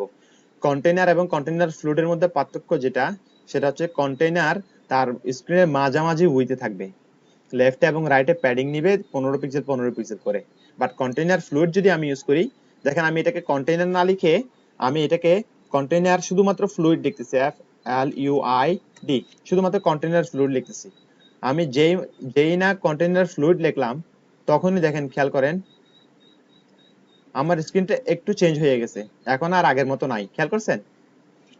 এইবারে আমাদের প্যাডিং 15 পিক্সেল 15 পিক্সেল দিছে ঠিকই আছে, কিন্তু স্ক্রিনের উইডথ কিন্তু চেঞ্জ হয়ে গেছে ফ্লুইডের ভিতরে। এখন আমাদের স্ক্রিনের উইডথটা কত আছে আমরা একটু ক্যালকুলেট করি আমাদের এখান থেকে ব্রাউজার থেকে। 1300 কত, 1336, 36 আর 30 কত, 1336 এবং 30, তাহলে হচ্ছে 1360 কত 66 না, 1366, তাই তো? কেউ কথা বলেন না। 13, হ্যাঁ 36 না 1336? 1336 এবং 30 যোগ করেন না, 36 আর 30 কত 66 না, 1366। হ্যাঁ 1366। এবার খেয়াল করেন, এখানে কন্টেইনার ফ্লুইডের মধ্যে সে কি করছে, পুরো 100% উইথে জায়গা নিয়ে নিছে, শুধুমাত্র 15 পিক্সেল সে প্যাডিং দিয়ে দিছে, আর কিছু না। 15 পিক্সেল সে প্যাডিং দিয়ে নিছে। খেয়াল করেন এখানে কোডের মধ্যে, স্ক্রিনের ইয়াতে দেখেন যে কি করছে। এই যে 15% কন্টেইনার ফ্লুইড, এটার উইথ হচ্ছে কত 100%, এবং প্যাডিং রাইটে আছে 15 পিক্সেল এবং প্যাডিং লেফটে আছে 15 pixel. Margin left and right auto করে দিছে। এই হলো কন্টেইনার এবং কন্টেইনারের মধ্যে, কন্টেইনার হাইপেন ফ্লুইডের মধ্যে পার্থক্য। এবারে আমরা এখানে একটু কথা বলি, সেটা হচ্ছে container hyphen SM, container hyphen MD, LG, XL, এই জিনিসগুলা কি? আচ্ছা, এই জিনিসগুলো হচ্ছে break points, media break points. যেমন এক্সট্রা স্মল স্ক্রিনের ক্ষেত্রে মিডিয়া ব্রেক পয়েন্ট হবে কিভাবে?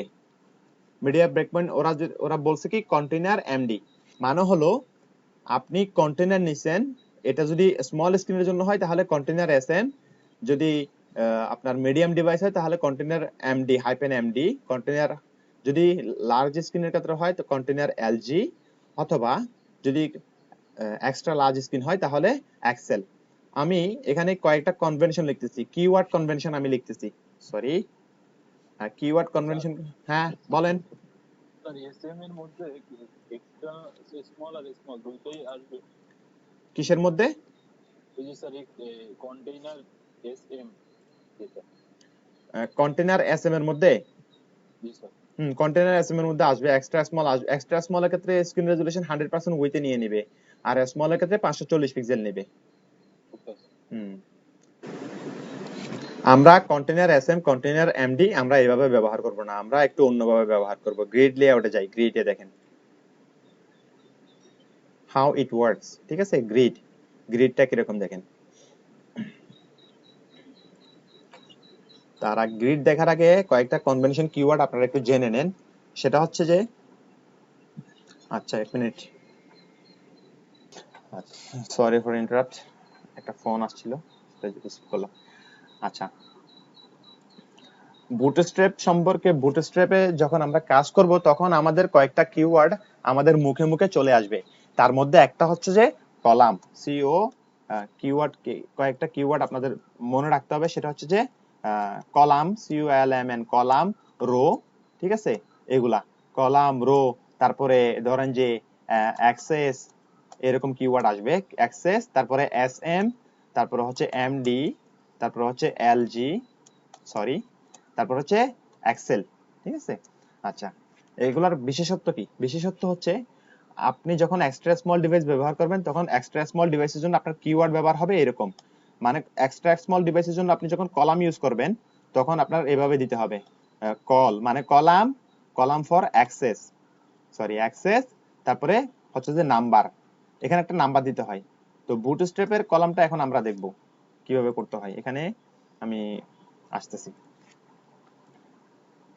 আমি এই কন্টেনার লেখাটা মুছে দিচ্ছি, মুছে দিয়ে আমি শুধুমাত্র একটা কাজ করি, একটা ডিভ নিচ্ছি, ডিভের মধ্যে আমি লিখলাম ওয়ান লিখে আমি এখানে কি দিব, একটা ক্লাস দিব কল, কল নামে একটা কিওয়ার্ড লিখলাম। এইভাবে আমি একটা কাজ করি, কপি করে 12টা কলাম নিচ্ছি, 12টা নিব, ঠিক আছে। নেয়ার পরে এগুলো তো কোনো ডিজাইন দেওয়া নাই, আচ্ছা ডিজাইন লাগবে না, আমি এগুলাকে নিয়ে আসি 2 3 4 5 6 7 8 9 10 11 12, 12টা কলাম, একটা বেশি হয়ে গেছে, আমি রিমুভ করে দিচ্ছি। বুটস্ট্র্যাপ গ্রিড সিস্টেমের মধ্যে আমরা সর্বোচ্চ 12টা পর্যন্ত কলাম আমরা নিতে পারবো, ঠিক আছে। 12টা কলামের বেশি আমরা নিতে পারবো না। 12টা কলাম মানে হচ্ছে এরকম, আমি পেইন্ট ওপেন করে আপনাদেরকে একটু স্ট্রাকচার গুলো একটু এঁকে আপনাদেরকে দেখাচ্ছি। এটা যদি আমার স্ক্রিনের রেজুলেশন হয় 100% এ, ধরেন যে এটা হাইয়েস্ট লার্জ স্ক্রিনে, তো দেখেন কলামটার হবে এইরকম, এটা হচ্ছে আমার কলাম, ঠিক আছে। এর মধ্যে আমাকে কলামগুলো ভাগ করার নিয়ম হচ্ছে কত, এইভাবে 12টা, 2টা, এরপরে ধরেন 3টা, 4টা, 5টা, 6টা, 7টা, 8টা, 9টা, 10টা, ধরেন যে 11টা, 12টা। যদিও বা আমার এখানে কলামের উইথ গুলান কিন্তু সঠিক নাই, একটু হাতে আঁকা, তাই বলে কিছু মনে করেন না। কিন্তু বুটস্ট্র্যাপের মধ্যে আপনি যখন কলাম নিবেন তখন সেগুলা কি 100% উইথের মধ্যে সে কি করবে, ইকুয়ালি প্রত্যেকটা কলাম সে নিজের মতো করে উইথ নিয়ে নেয় প্রত্যেকটা কলামের মধ্যে। বুটস্ট্র্যাপের গ্রিড কলাম সিস্টেমটা হচ্ছে এরকম, একটা রো এর মধ্যে আপনি সর্বোচ্চ 12টাকে কলাম করতে পারবেন। এখানে 12টা কলাম আছে, 1 2 3 4 5 6 7 8 9 10 11 12, এখানে 12টা কলাম আছে। আপনি একটা রো এর মধ্যে হাইয়েস্ট 12টা কলাম আপনি নিতে পারবেন, এর বেশি নিতে পারবেন না। কিন্তু এখানে একটা জিনিস খেয়াল করেন, আমি বললাম যে 12টা কলাম নিতে পারবো, কিন্তু কলাম নিতে গেলেও আমি এখানে যদি আরেকটা কলাম যদি কপি করে দিই, পেস্ট করি, তাহলে খেয়াল করেন যে আমার ডকুমেন্টের মধ্যে কিন্তু সেটাও চলে আসছে, আসছে না, আসছে। এর ডিফারেন্সটা একটু পরে আমরা দেখতে পাবো কিভাবে নিতে পারবো। আচ্ছা, আপনি যদি সরাসরি এরকম কলাম দিয়ে নেন, এই কল দিয়ে কলাম যদি নেন, সে ইকুয়ালি সে কি করবে জানেন, এই কল দিয়ে মানে বোঝাচ্ছে কলাম, এবং এই কলের উইথ হচ্ছে 100%। ওই দেখেন, আপনি দেখেন, ইন্সপেক্ট করেন ওয়ানের মধ্যে দেখেন উইথ কত, 100%, পুরোপুরি।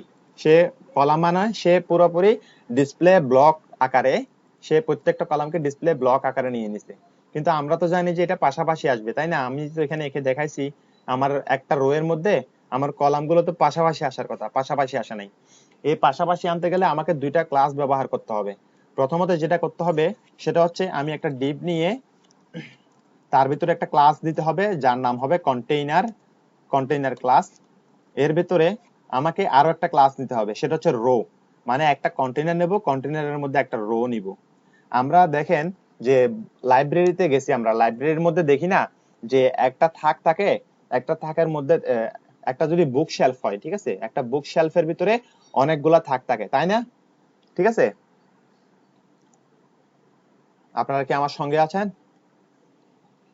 শুনতে পাচ্ছেন? আচ্ছা, একটু জবাব দিন। তো এরপরে আমরা বুক শেলফ, আমাদের বইয়ের দোকানে যদি যাই তাহলে আমরা দেখি বুক শেলফ। তো একটা বুক শেলফে ধরেন যে 5টা থাক আছে, 5টা থাকের ভিতরে সে কি করে, বিভিন্ন সেকশনে কি করে, এক একটা রো এর মতো হয়ে যায়, তাই না, যদি 5টা তাক করা হয়, হয় না। হুম, 5টা থাক হয়। এখানে ক্ষেত্রে বলতে পারি আমরা বুক শেলফটা হচ্ছে একটা কন্টেইনার, এবং এক একটা থাক হচ্ছে আমাদের এক একটা রো। তাহলে একটা বুক শেলফে যদি 5টা থাক থাকে, তাহলে আমরা বলতে পারি একটা কন্টেইনার আছে, কন্টেইনারের মধ্যে 5টা রো আছে, ঠিক আছে। এবং প্রত্যেকটা রো কে আমি এখানে বুটস্ট্র্যাপের ক্ষেত্রে একটা রোকে সর্বোচ্চ 12টা কলামে ভাগ করতে পারবো, এর বেশি কখনোই ভাগ করতে পারবো না। যদি এর পরেও যদি কোনো এলিমেন্ট যদি থাকে, কোনো কলাম থাকে 12 কলামের উপরে, তাহলে সে পরের যে কলামটা আছে 13 নম্বর যে কলামটা আছে সেটা নিচে নিচে নেমে যাবে, অটোমেটিক্যালি নিচে নেমে যাবে। তো এটা আমরা একটু এখন এক্সাম্পল আকারে দেখব। আমি একটা কন্টেইনার নিলাম বুক শেলফ, তো বুক শেলফের মধ্যে আমি একটা রো বানাচ্ছি, আমি একটা তাক বানাচ্ছি যার নাম হবে রো ক্লাস। রো ক্লাসের ভিতরে আমি এখন এই যেখানে আমার এখানে 13টা আছে, 13টা রো আছে, ঠিক আছে, সরি 13টা রো না 13টা কলাম আছে, দুঃখিত, 13টা রো, আমি কলাম আছে 13টা, কাট করে আমি আমার রো এর ভিতরে এখন পেস্ট করে দিচ্ছি। তো আমরা এখন এটা একটু ব্রাউজার খেয়াল করি, এইবার দেখি, কিন্তু খেয়াল করে দেখেন কি আছে, 13টা কলামে কি একটা রো এর ভিতরে চলে আসছে, আসছে না? হুম। এবং সোর্স কোড যদি খেয়াল করেন দেখেন একটা থাকের মধ্যে 13টা কলামে চলে আসছে। তো আমি তো আপনাদেরকে বলছিলাম যে মানে একটা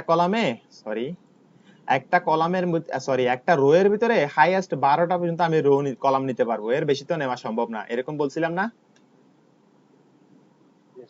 আচ্ছা, কিন্তু দেখেন আমার কথা মতো কাজ করে নাই, বুটস্ট্র্যাপ আমার কথা মতো কাজ করে নাই, একটা বেশি হয়ে গেছে। আমি 13টা নিছি, 13টাই আমাকে একটা রো এর মধ্যে দেখাচ্ছে, তো আমার তো এটা দেখানোর কথা না। না, এই মিডিয়া ব্রেক পয়েন্টটা কখন আমি আসবে আমি বলবো, এখন দেখাচ্ছি।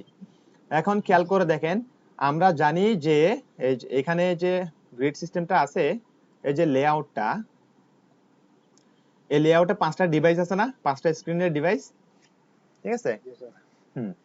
এখন আমি যখন এই যে মিডিয়া ব্রেক পয়েন্ট আছে, এই মিডিয়া ব্রেক পয়েন্টে যখন যাব, কল এমডি দিয়ে আমি যখন যাব, তখন কিন্তু আর এখানে 12 কলাম কখনোই নিবে না,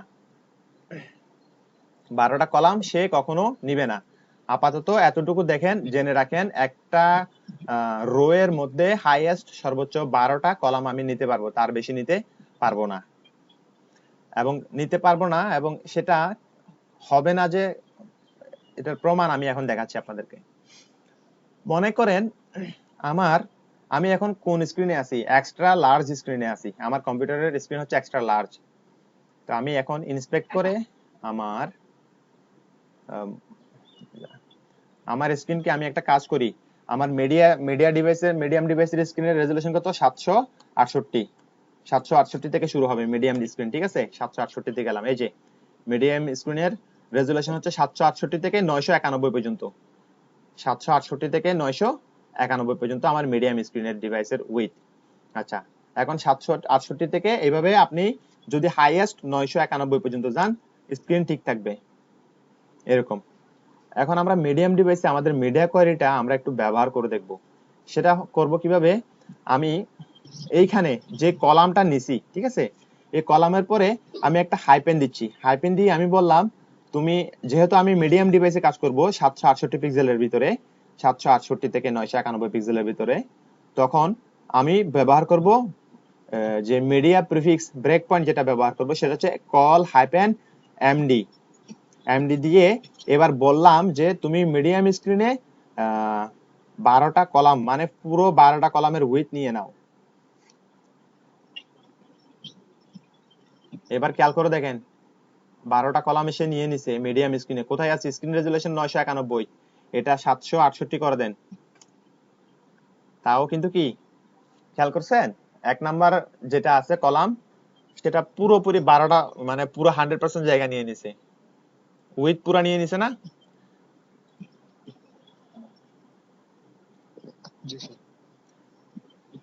এটা বুঝছেন? আমি এক নাম্বারকে ক্লাস দিছি কল এমডি, মিডিয়াম ডিভাইসের 12টা কলাম, মানে হাইয়েস্ট আমি 12টা নিতে পারবো, 12টার পরে নিতে পারবো না। কিন্তু অথচ একটু আগে আপনারা দেখছেন একটা রো এর মধ্যে 13টা রো ছিল, একটা রো এর মধ্যে 13টা কলাম ছিল না? এখন আছে? হ্যাঁ, এখন 12টা ফিল আপ হয়ে গেছে, এই জন্য নাই।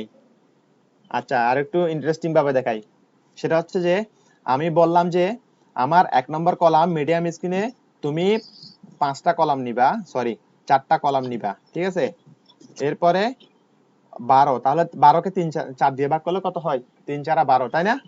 দ্বিতীয় দ্বিতীয় যেটা আছে ওটাকে দিলাম কল MD4, 3 নাম্বার যে কলাম আছে এটাকে দিলাম কল MD4। এবার খেয়াল করে দেখেন 1 নাম্বার 2 নাম্বার 3 নাম্বার 12টা রোকে সরি 12টা কলামকে ভাগ করে 3 4 12 ইকুয়ালি 4 4 4 3 4 12 জায়গা নিয়ে নিছে। এবং আমি এটাকে বড় করি, একটু এটা ক্লোজ করে দিচ্ছি এবং একটু বড় করি, দেখেন কি অবস্থা, দেখছেন নিচে? দেখেন একটা দুইটা তিনটা, এখানে কিন্তু তিনটার কিন্তু উইথ হাইট উইথ কিন্তু মানে উইথ কিন্তু সেম অবস্থায় আছে, ইকুয়াল পজিশনে আছে। এই যে এটার উইথ এটার উইথ হচ্ছে 240 পিক্সেল, এটারও 240 পিক্সেল, এটারও 240 পিক্সেল, এখানে দেখাচ্ছে এই যে টুল টিপের মধ্যে দেখা যাচ্ছে 240 পিক্সেল। এটা হলো আমাদের ব্রেক পয়েন্ট ব্যবহারের সিস্টেম। এই ব্রেক পয়েন্ট সিস্টেমটা আমরা এখন আলাদা আলাদা ভাবে ব্রেক মানে ভেঙে ভেঙে দেখবো মানে এখন দেখেন খেয়াল করেন, মনে করেন আপনার এই স্ক্রিনটা মিডিয়াম ডিভাইসের ক্ষেত্রে 1 নম্বর 2 নম্বর কলাম কি একই রকম হবে সাইজ, ঠিক আছে? না, 4 5 এবং 6 নিয়ে কাজ করি, 1 নম্বর 2 নম্বর 3 নম্বর কাজ করছি। 4 5 6 নম্বর কলামে যাই। 4 5 6 নম্বর কলামে আমি বললাম যে তুমি মিডিয়াম স্ক্রিনে 7টা কলাম দেখাও, 7 কলাম নিবা। তারপরে 5 নম্বর কলামকে বললাম তুমি মিডিয়াম ডিভাইসে কত নিবা, 7 5 কত 12। তাহলে খেয়াল করে দেখেন এবার 4 নম্বর কলাম এবং 5 নম্বর কলামের উইথ কিন্তু বেশ কম হয়ে গেছে এখন, ঠিক না? আমি এখানে একটা ক্লাস ইউজ করতেছি, বর্ডার নামে একটা ক্লাস আছে, ওটা ইউজ করতেছি। হ্যাঁ, বর্ডার নামে একটা ক্লাস দিয়ে নিচ্ছি, তাইলে কিন্তু বোঝা যাবে যে কি অবস্থা। বর্ডার দিয়ে দিলাম, ধরেন যে বর্ডার প্রাইমারি দিচ্ছি। হ্যাঁ, দিয়ে একটু মানে সরি বানানে ভুল করছি,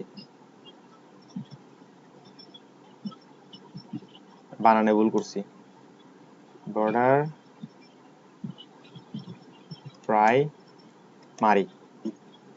প্রাইমারি বানান ভুল হয়েছে। আচ্ছা, বানানে ভুল হচ্ছে।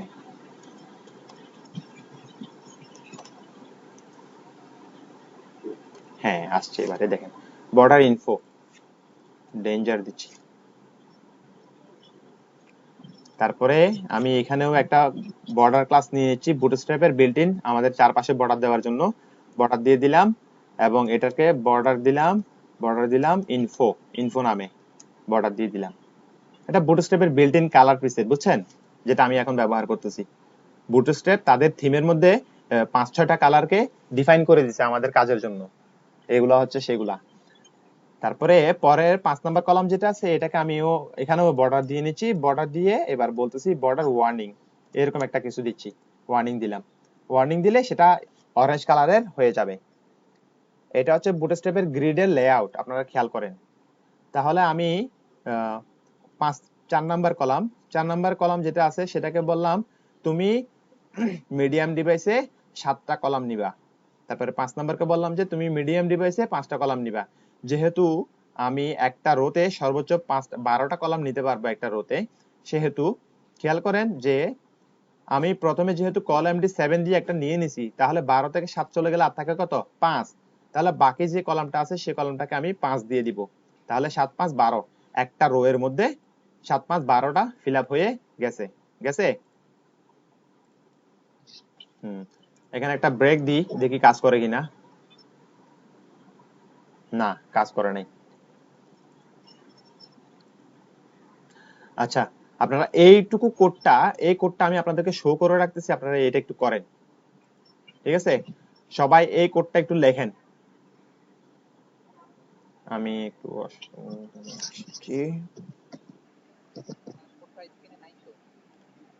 দিলাম।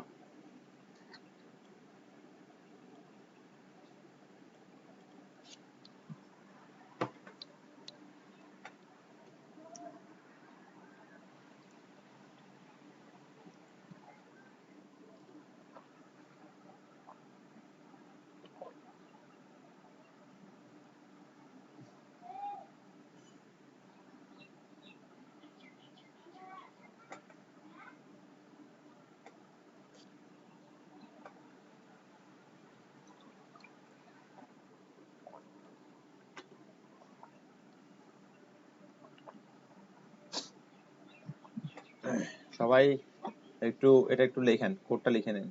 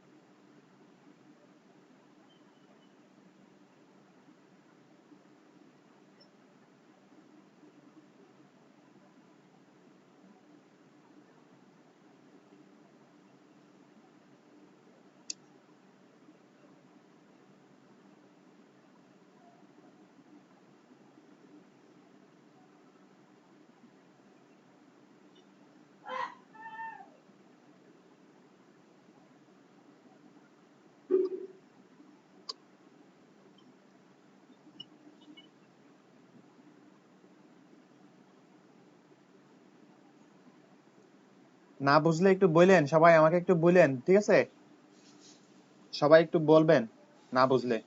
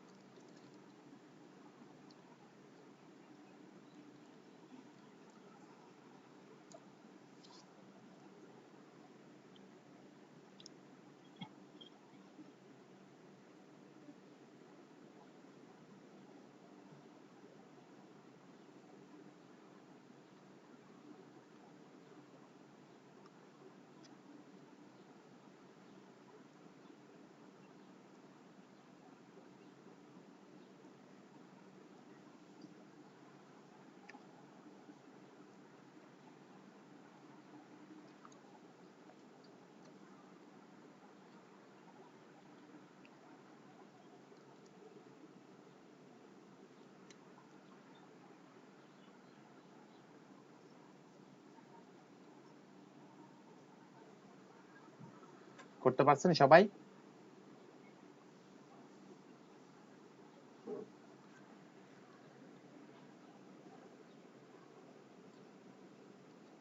সবাইকে করতে পারছেন? করতেছেন সবাই? স্যার করতেছি স্যার। জাওয়াত, আপনি করতেছেন? জি স্যার। আর হিমেলের কি অবস্থা? করতেছি স্যার। করেন।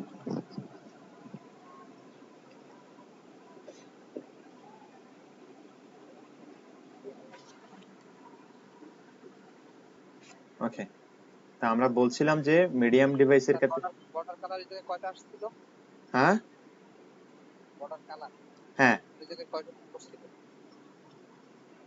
হ্যাঁ, বর্ডার কালারের মধ্যে আছে, কয়েকটা আছে। আমি যে বর্ডারের মধ্যে আরো ডিটেইলসে যাব, এটা আমি কোডটা আপনাদেরকে দিয়ে দিব না ক্লাস আচ্ছা শেষে। আচ্ছা ক্লাস শেষে তখন দিয়ে দিব না, বর্ডার কালারগুলো নিয়ে নিন আর কি। হ্যাঁ, আমার স্ক্রিনে আপাতত একটু দেখেন বিষয়টা। একটা জিনিস খেয়াল করেন, আমরা এখানে এটা একটু ইন্সপেক্ট করি। ইন্সপেক্ট করলে আমরা বলেছিলাম যে আমাদের কন্টেইনারের মধ্যে যে রো গুলা থাকবে, 1 নম্বর কলামের মধ্যে আমার উইথ হচ্ছে কল MD4, তারপরে 2 নম্বর কলামের উইথ হচ্ছে ক্লাস দিছি, সরি ক্লাস উইথ না, দ্বিতীয় 2 নম্বর যেটা বক্স আছে সেই div এর ক্লাস দিলাম কল MD4, তারপরে 3 নম্বরও দিছি কল MD4। আচ্ছা, এটা তো আমরা মিডিয়াম ডিভাইসের জন্য আমরা সেট করছি। চলেন আমরা একটু এটাকে একটু মোবাইল লেআউটে একটু খেয়াল করে দেখি কি রকম হয়। তো মিডিয়াম ডিভাইসের আমার স্ক্রিন রেজোলিউশনের উইথ হচ্ছে কত, 900 768 পিক্সেল থেকে 900 হাইয়েস্ট কত 991 পিক্সেল পর্যন্ত, ঠিক আছে। আচ্ছা, 768 পিক্সেল থেকে 991 পিক্সেল হচ্ছে আমার মিডিয়াম ডিভাইস। এখন খেয়াল করেন, আমি যদি এটার চেয়ে যদি 1 পিক্সেল যদি উপরে যাই, খেয়াল করেন কোনো চেঞ্জ আছে লেআউটের মধ্যে? 1 নাম্বার 2 নাম্বার 3 নাম্বার ডিভের ভিতরে কোনো প্রবলেম আছে? দেখেন তো, আছে? স্যার আরেকটু চেঞ্জ করেন তো স্যার। হ্যাঁ, আমি 1 নাম্বার 2 নাম্বার চেঞ্জ করি, দেখেন যতই চেঞ্জ করি না কেন কোনো চেঞ্জ নাই, কিন্তু খেয়াল করছেন? জি স্যার। তার মানে আচ্ছা, এরপরে একটা কাজ করি, সেটা হলো আমরা তো মিডিয়াম ডিভাইসের মিনিমাম রেজুলেশন হচ্ছে 768 পিক্সেল। তার নিচে গিয়ে দেখি আমাদের এলিমেন্টের আমাদের যে উইডথটা যেটা দিছি এটা ভাঙছে কিনা। 768 তে যাই, তাহলে আমার মিডিয়াম ডিভাইসের শুরু, ঠিক আছে। তারপর এখন আমি 768 থেকে 1 পিক্সেল নিচে চলে যাই। এবার খেয়াল করে দেখেন প্রত্যেকটা কলাম ভেঙে গেছে। 6টা কলাম হয়ে গেছে, এই রো হয়ে গেছে 6টা। হ্যাঁ, 1 2 3 4 দেখেন 5, প্রত্যেকটা কলামই ভেঙে ভেঙে একটা একটা পুরোটা কি 12টা উইথে সে নিয়ে পুরো, মানে আমার কলামটা ভেঙে গেছে গা, আগের মতো নাই। আমি বলছিলাম কল MD4 বলছিলাম না, জি স্যার। এবার কিন্তু নাই, ভেঙে গেছে পুরাই। তো এখানে একটা জিনিস লক্ষণীয়, সেটা হচ্ছে যে আপনি যখন কোনো একটা ক্লাসের মিডিয়াম ব্রেক পয়েন্ট যখন আপনি ব্যবহার করবেন, আমার ক্ষেত্রে কল এমডি, আপনি যখন ধরেন আমি এটা ব্যবহার করছি, তাই তো, আপনি যখন একটা রো এর মধ্যে কোন একটা কলামের মধ্যে আপনার মিডিয়া কোয়েরি ইউজ করবেন, কলাম ব্রেক পয়েন্ট ইউজ করবেন, তার উপরে যদি যান, এখানে যেমন মিডিয়ামের উপরে আছে লার্জ এবং এক্সট্রা লার্জ, এর মিডিয়ামের উপরে যত যাবেন আমার কলামের কোনো ব্রেক হয় নাই। কিন্তু যখনই আমি আমার মিডিয়াম থেকে 1 পিক্সেল নিচে এসে যখন স্মল ডিভাইসে চলে গেছি, তখন দেখছি কি আমার কলামগুলো ভেঙে গেছে না। এখানে 768 তে যাই, আমার কলাম ব্রেক পয়েন্ট 80 গেছে। এখন কি আমার কলামের ব্রেক পয়েন্ট পাচ্ছে, 1 পিক্সেল নিচে যান, কমে গেছে, ঠিক আছে। এই কথাটা মাথায় রাখবেন, যখন আপনি কোনো মিডিয়া ব্রেক পয়েন্ট ব্যবহার করবেন, তার উপরের কলামগুলা সবসময় কি থাকবে, তার উপরে যতগুলা ডিভাইস আছে সবগুলা ডিভাইসে সে আপনি যে মিডিয়া কোয়েরি যে ব্রেক পয়েন্টটা ব্যবহার করছেন সেই অনুপাতে নিয়ে নিবে অটোমেটিক্যালি। যেমন আমার এখানে আমি ব্যবহার করছিলাম কল MD4, খেয়াল করেন আমি 991 পিক্সেল পর্যন্ত যাচ্ছি, মিডিয়াম ডিভাইস ঠিক আছে, কিন্তু এর উপরে গেলেও কি আমার ডিভাইসের মধ্যে কোনো প্রকারের কি হচ্ছে না, চেঞ্জ হচ্ছে না। খেয়াল করছেন, আমি 1100 চলে গেছি, এখন 1200 চলে গেছি, মানে লার্জ স্ক্রিনের এখন আমি এক্সট্রা লার্জ স্ক্রিনে চলে গেছি, কোনো চেঞ্জ নাই, ঠিক আছে। এটা হচ্ছে 768 পিক্সেল, লার্জ স্ক্রিনে যাচ্ছি, ল্যাপটপে 1024 পিক্সেলে চলে গেছি, দেখেন খেয়াল করেন এটা বড় স্ক্রিনে এক্সট্রা লার্জ স্ক্রিনে চলে গেছি, আমার মিডিয়া ব্রেক পয়েন্টের কলামগুলো ভাঙে নাই। কিন্তু যখনই আপনি 768 দিছেন আছে, ঠিক আছে, এর এক কলাম নিচে গেছেন, মানে সরি 1 পিক্সেল নিচে গেছেন, আপনার কলামটা কি হয়ে গেছে, ব্রেক হয়ে গেছে। এখন আপনি 768 পিক্সেলে যেরকম কলাম রাখছেন, এরকম কলাম যদি আপনি যদি স্মল স্ক্রিনে যদি রাখতে চান, এই যে স্মল স্ক্রিন যেটা আছে, এই স্মল স্ক্রিনে যদি আপনি রাখতে চান, তাহলে আপনাকে আরেকটা মিডিয়া ব্রেক পয়েন্ট ব্যবহার করতে হবে যেখানে, সেটা হচ্ছে কল, আমরা স্মল স্ক্রিনে যাব, স্মল স্ক্রিনে যাচ্ছি, মিডিয়াম স্ক্রিনের নিচে হচ্ছে কি স্মল স্ক্রিন। তো স্মল স্ক্রিনে গিয়ে বললাম যে কল SM। এখন খেয়াল করেন যে মিডিয়াম ডিভাইস যেটা আছে, মিডিয়াম ডিভাইসে যেটা কলাম 4, 4টা কলাম, সেটা স্মল স্ক্রিনে হইতে পারে কত, 6টা কলাম, ঠিক আছে? স্মল স্ক্রিনে সেটা হইতে পারে 6টা কলামে সুন্দর লাগবে, তাই না? এখানে মিডিয়াম স্ক্রিনে যেটা 4 আছে সেটাকে আমরা এখন কল এসএম দিয়ে উপরে দিছি 6, এরপরে কল এসএম এবার 6 দিব, তাহলে 6 6 12 কলাম।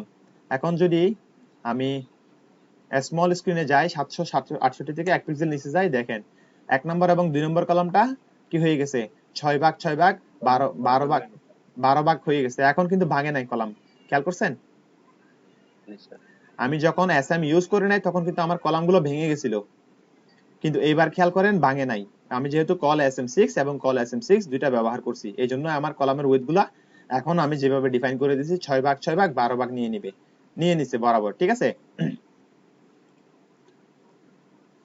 এরপরে আমি এখন যদি বলি যে আমার এটা অ্যাক্সেস ডিভাইসে যাবে, মানে এক্সট্রা স্মল ডিভাইসে, তো এক্সট্রা স্মল ডিভাইসে যদি যাই তাহলে আমি চাইলে শুধুমাত্র কল দিয়ে বললাম যে কি কল -12, আপনি কল -12 দিলেও যা কাজ করবে, শুধুমাত্র কল লিখলেও সেম কাজ করবে।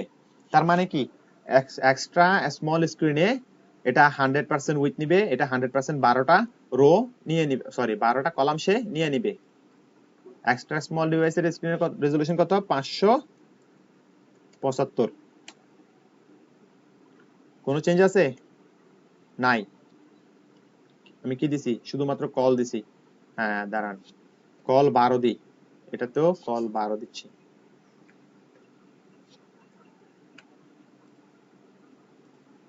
এখন দেখেন কল 12, 575 যাই, 575 হচ্ছে আমার ম্যাক্সিমাম উইথ। এক্সট্রা স্মল ডিভাইসের ম্যাক্সিমাম উইথ কত? 575 পিক্সেল, তাই না?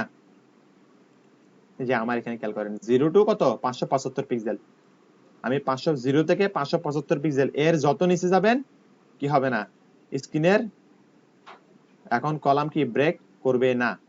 আমি যেভাবে ডিভাইসে সেট করছি ঠিক ওভাবেই আছে। এখন আমি মিডিয়াম ডিভাইস থেকে একটু উপরের লেভেলে যাই, উপরের লেভেলে সেটা হচ্ছে আমি আমার এই যে রোটা আছে, 1 নম্বর কলাম যেটা আছে, আগের দুইটাকে এগুলাকে ডিলিট করে দিচ্ছি। এখানে আমার 1 নম্বর যেটা আছে সেটা ধরেন যে আমার কল LG তে যাবে কত? SM এ যেটা 4, সরি মিডিয়াম ডিভাইসে যেটা 4 সেটা কল LG তে 6 দিলে ভালো লাগবে, ঠিক আছে? তো তাহলে পরেরটাতে আমি আরো 6 নিতে পারবো। দ্বিতীয় কলাম যেটা আছে সেটাতেও আমি কি করব, কল LG 6 দিয়ে দিব। এখন আমি যদি আগে কিন্তু আমার কাছে মিডিয়াম ডিভাইসের উপরে কোনো কলামের ব্রেক পয়েন্ট দেওয়া ছিল না, এবার কল LG6 1 নম্বর 2 নম্বর ডিবে দিয়ে দিলাম। এবার আমি লার্জ স্ক্রিনে যাই। লার্জ স্ক্রিন হচ্ছে কত থেকে? 992 থেকে শুরু, 992 থেকে 1100 কত? 1199 পর্যন্ত। তাহলে 992 পিক্সেলে আমি যাই, এন্টার দেন। এবার খেয়াল করেন 1 নম্বরের উইথ এবং 2 নম্বরের উইথ কত কত?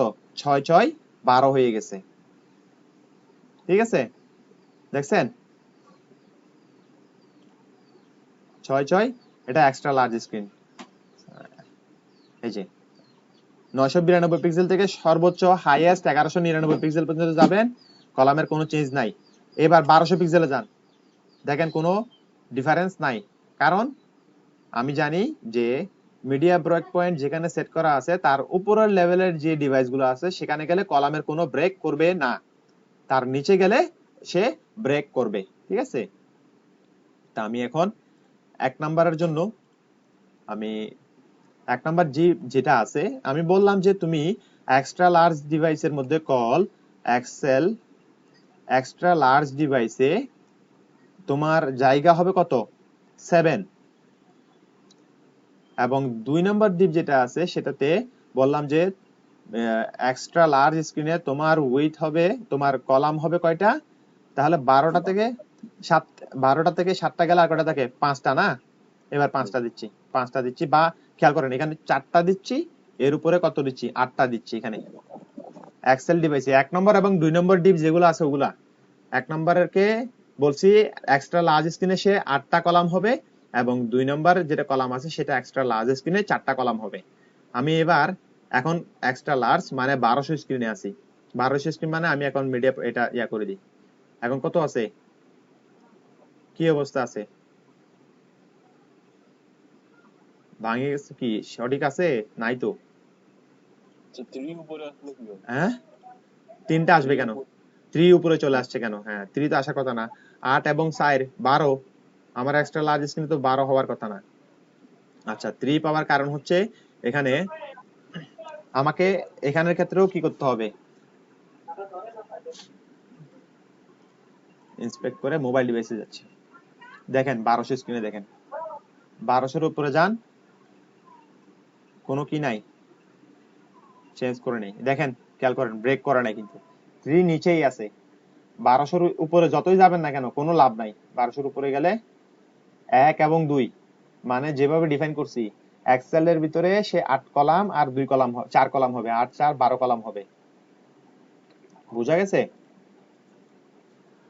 এটা এখন কি অবস্থায় আছে, জুম অবস্থায় আছে, 100% জুম কমাই 100% নিয়ে আসি, এবার বুঝতে পারবেন। এখন দেখেন আসলে কিন্তু জুমিং ছিল তো যার কারণে দেখা যাচ্ছিল। H1 দিয়ে বুটস্ট্র্যাপ গ্রিড সিস্টেম আমরা শিখতেছিলাম, বুটস্ট্র্যাপ গ্রিড সিস্টেম। এখন কি বুঝতে পারছেন? এখানে 1 নম্বর কলাম এটা আছে, এটাতে বর্ডার ডেঞ্জার দিয়ে দিচ্ছি। আরেকটা প্রশ্ন করি। হ্যাঁ করেন। আচ্ছা, আপনি তো তো করেছেন স্যার। তো কলাম অনের ভিতরে অনেকগুলা এই করে এমন কোন কি কোড আছে যেটা দিলে সবগুলোর ক্ষেত্রেই একটাই ধরবে, না মানে বারবার লেখা লাগবে না, না না, মানে সবগুলোই দিতে হবে ধরে। হ্যাঁ আমার যদি সবগুলো সবগুলো ডিভাইস ধরাই হয়, সবগুলো দিবেন মানে দাঁড়ান আমি এখান থেকে এই দুইটা 3 4 5 কে ডিলিট করে দিচ্ছি, 3 4 5 কে আমি ডিলিট করে দিলাম। এবার আমার কলাম হচ্ছে কটা মোট, এবার আমার কলাম হচ্ছে দুইটা, এক নম্বর ডিভ এবং 2 নম্বর ডিভ, আমার মোট শুধুমাত্র দুইটা ডিভ আছে, ঠিক আছে? এখন আমি এই দুইটা ডিভকে আমার বিভিন্ন মিডিয়াম ডিভাইসে আমরা সেট করব। এটা বর্তমানে এক্সট্রা লার্জ স্ক্রিনে আছে, আমার স্ক্রিনে এখন কত অবস্থায় আছে, 1200 পিক্সেলের উপরে আমার স্ক্রিন, এক্সট্রা লার্জ স্ক্রিন। যদি 1200 পিক্সেলের উপরে হয় তাহলে এটা হবে এক্সট্রা লার্জ স্ক্রিন। আমি ইন্সপেক্টে গিয়ে ছোট করি, ছোট মানে কিভাবে ছোট করব, মানে এখান থেকে দেখেন ব্রাউজারটাকে ছোট করে আমরা একটু দেখি কিভাবে হয়। এখান থেকে যদি ব্রাউজারকে আমি যদি একটু ছোট করতে যাই তাহলে আমার ব্রাউজারটা আমি একটু ছোট করি। আচ্ছা এখানে আমাকে এটা দেখাচ্ছে না, সরি, তাহলে আমি এটা থেকেই দেখাই। দেখেন আমি 1200 পিক্সেল পর্যন্ত আছি, দেখেন 1 নাম্বার এবং 2 নাম্বার কি, 1 নাম্বারের উইডথ হচ্ছে কত, কল এক্সেল, আমি বসাই, দাঁড়ান দাঁড়ান, কল এক্সেল কত, এক্সেল হচ্ছে 8 এবং 2 নাম্বারের মধ্যে আমি বললাম যে ডট কল এক্সেল, তুমি এক্সেল ডিভাইসে কত হবা, 4, ঠিক আছে? এক্সেল ডিভাইসে কত হবে, 4 হবে। এবার খেয়াল করেন কল এক্সেল 8 কল এক্সেল কি 4, ঠিক আছে? আচ্ছা এখন আমি 1200 স্ক্রিন থেকে একটু নিচে চলে যাই, 1200 স্ক্রিনের নিচে কত, 1199। এবার হ্যাঁ এবার দেখেন কলামগুলো কিন্তু ব্রেক করছে, এবার ব্রেক করছে না? হুম, ব্রেক করছে, ব্রেক করছে মানে আমরা একটু দেখি আমাদের কোডের মধ্যে আমরা মিডিয়াম ডিভাইসের জন্য এলজি এর জন্য আমরা কিভাবে করছি।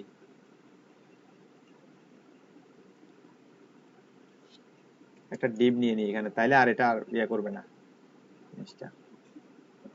আচ্ছা এইটার কারণে এই প্রবলেমটা দেখা দিচ্ছে, এটা ডিলিট করে দিচ্ছি দাঁড়ান। এবার খেয়াল করেন, এবার আমি আগে ছিলাম এক্সেল ডিভাইসে, এক্সেল ডিভাইস থেকে এসে নিচে নেমে গেছে কততে, 1199। 1199 তে যখন ঢুকছি তখন আমার স্ক্রিনে কত, লার্জ স্ক্রিনে, ঠিক আছে? 992 থেকে 1199 পর্যন্ত হচ্ছে আমার লার্জ স্ক্রিন।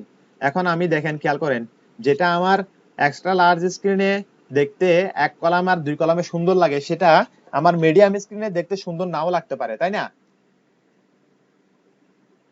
এরকম হইতে পারে না? হুম, ইয়ে হতে পারে। ধরেন আমার এখানে 3টা কলাম লাগতে পারে, মিডিয়াম স্ক্রিনে আমার সরি এক্সট্রা লার্জ স্ক্রিনে এখন 2টা কলামে ঠিক আছে, দেখতে সুন্দর লাগতেছে। এক্সট্রা লার্জ স্ক্রিনে 8 8 এবং 4 সুন্দর লাগে এবং মিডিয়াম স্ক্রিনে 6 6 সুন্দর লাগে, ঠিক আছে। আচ্ছা, যদি একটু মিডিয়াম স্ক্রিনে যাই 768 পিক্সেল,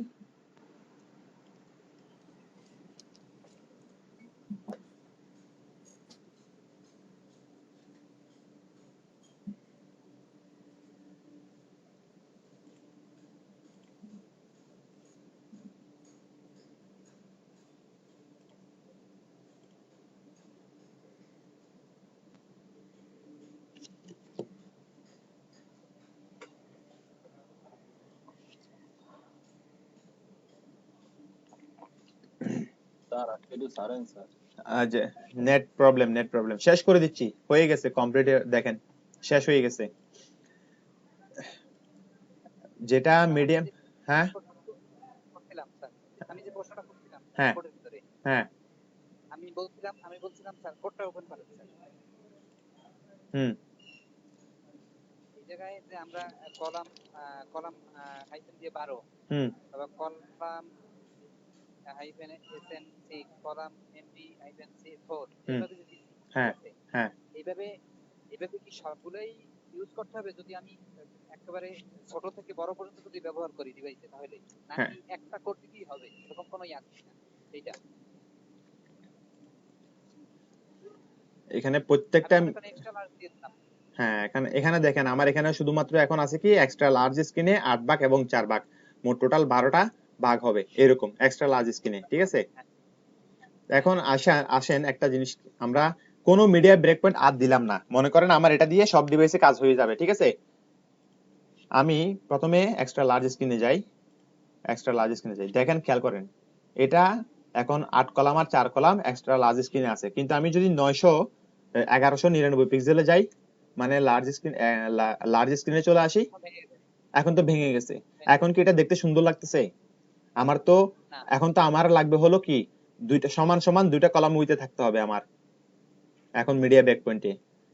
এখন আমি যদি এরকম হ্যাঁ যদি দুইটা আমার এই দুইটা কলামকে যদি পাশাপাশি রাখতে চাই, এই দুইটা হ্যাঁ কলামকে যদি পাশাপাশি রাখতে চাই, তাহলে আমাকে আমার এটা হচ্ছে কি লার্জ স্ক্রিনে আমি বললাম যে LG6, তারপরে আবার বললাম কি কল LG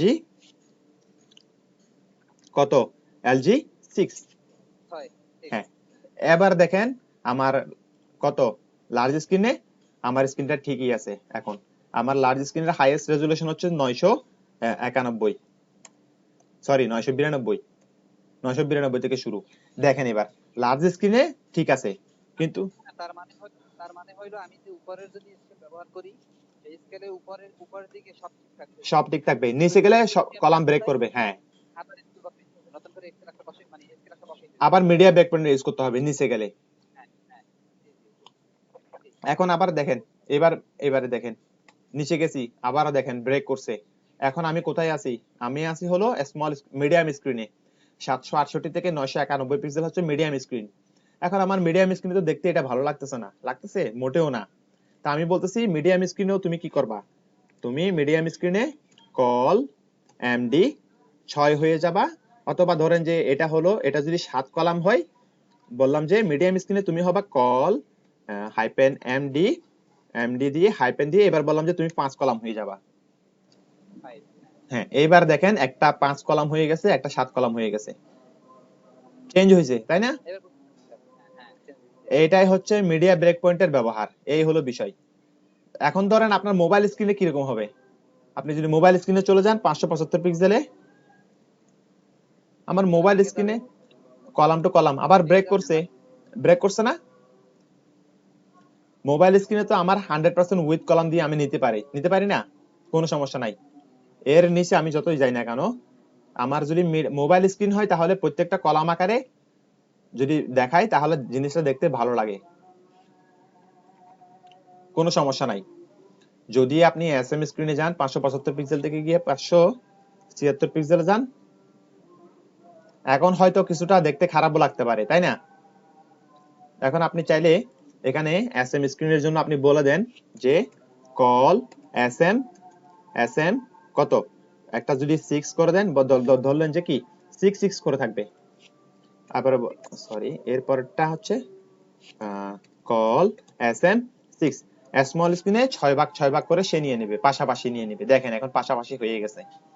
এই হলো মিডিয়া স্ক্রিনের ব্যবহার, আর কিছু না।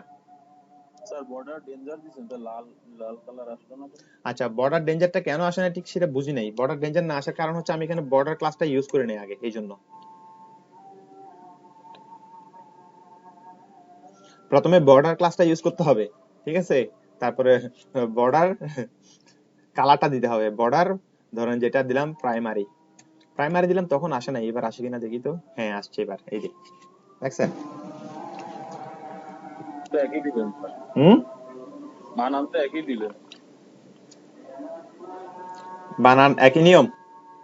মানে বানান একই দিছিলেন, গতবারও তো এই বানানই দিছিলেন। গতবার খেয়াল করে নেই, এটা তো কি বলেছিল খেয়াল করে নেই। আচ্ছা যাই হোক, এখন দেখা যাচ্ছে, ঠিক আছে। এবার আপনি যদি স্ক্রিনে যান, আপনি যেভাবে মিডিয়া কোয়েরি ইউজ করছেন সেভাবে দেখাবে, খেয়াল করেন। চেঞ্জ দেখেন, চেঞ্জ 0, এটা মোবাইল ডিভাইস 375।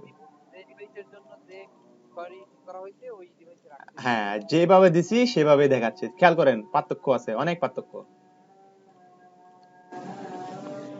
বুঝছেন? তো আপনারা আজকে, হ্যাঁ এতটুকুই হচ্ছে আপনাদের আজকে ক্লাস। এটা প্র্যাকটিস করবেন, এটা বাসায় ভালো করে আজকে প্র্যাকটিস করবেন মিডিয়া কোয়েরিটা, ঠিক আছে। হাজিরা স্যার, হ্যাঁ হাজিরা হাজিরা। হাজিরা বলতে কে কে আছেন আপনারা? আচ্ছা একটা গ্রুপে একটা পোস্ট দিয়ে দিব নে, আপনারা হাজিরা দিয়ে দিন। স্যার হুম স্যার এই বলেন। হ্যালো, নাকি এক্সটার্নাল ইউজ করা যায়?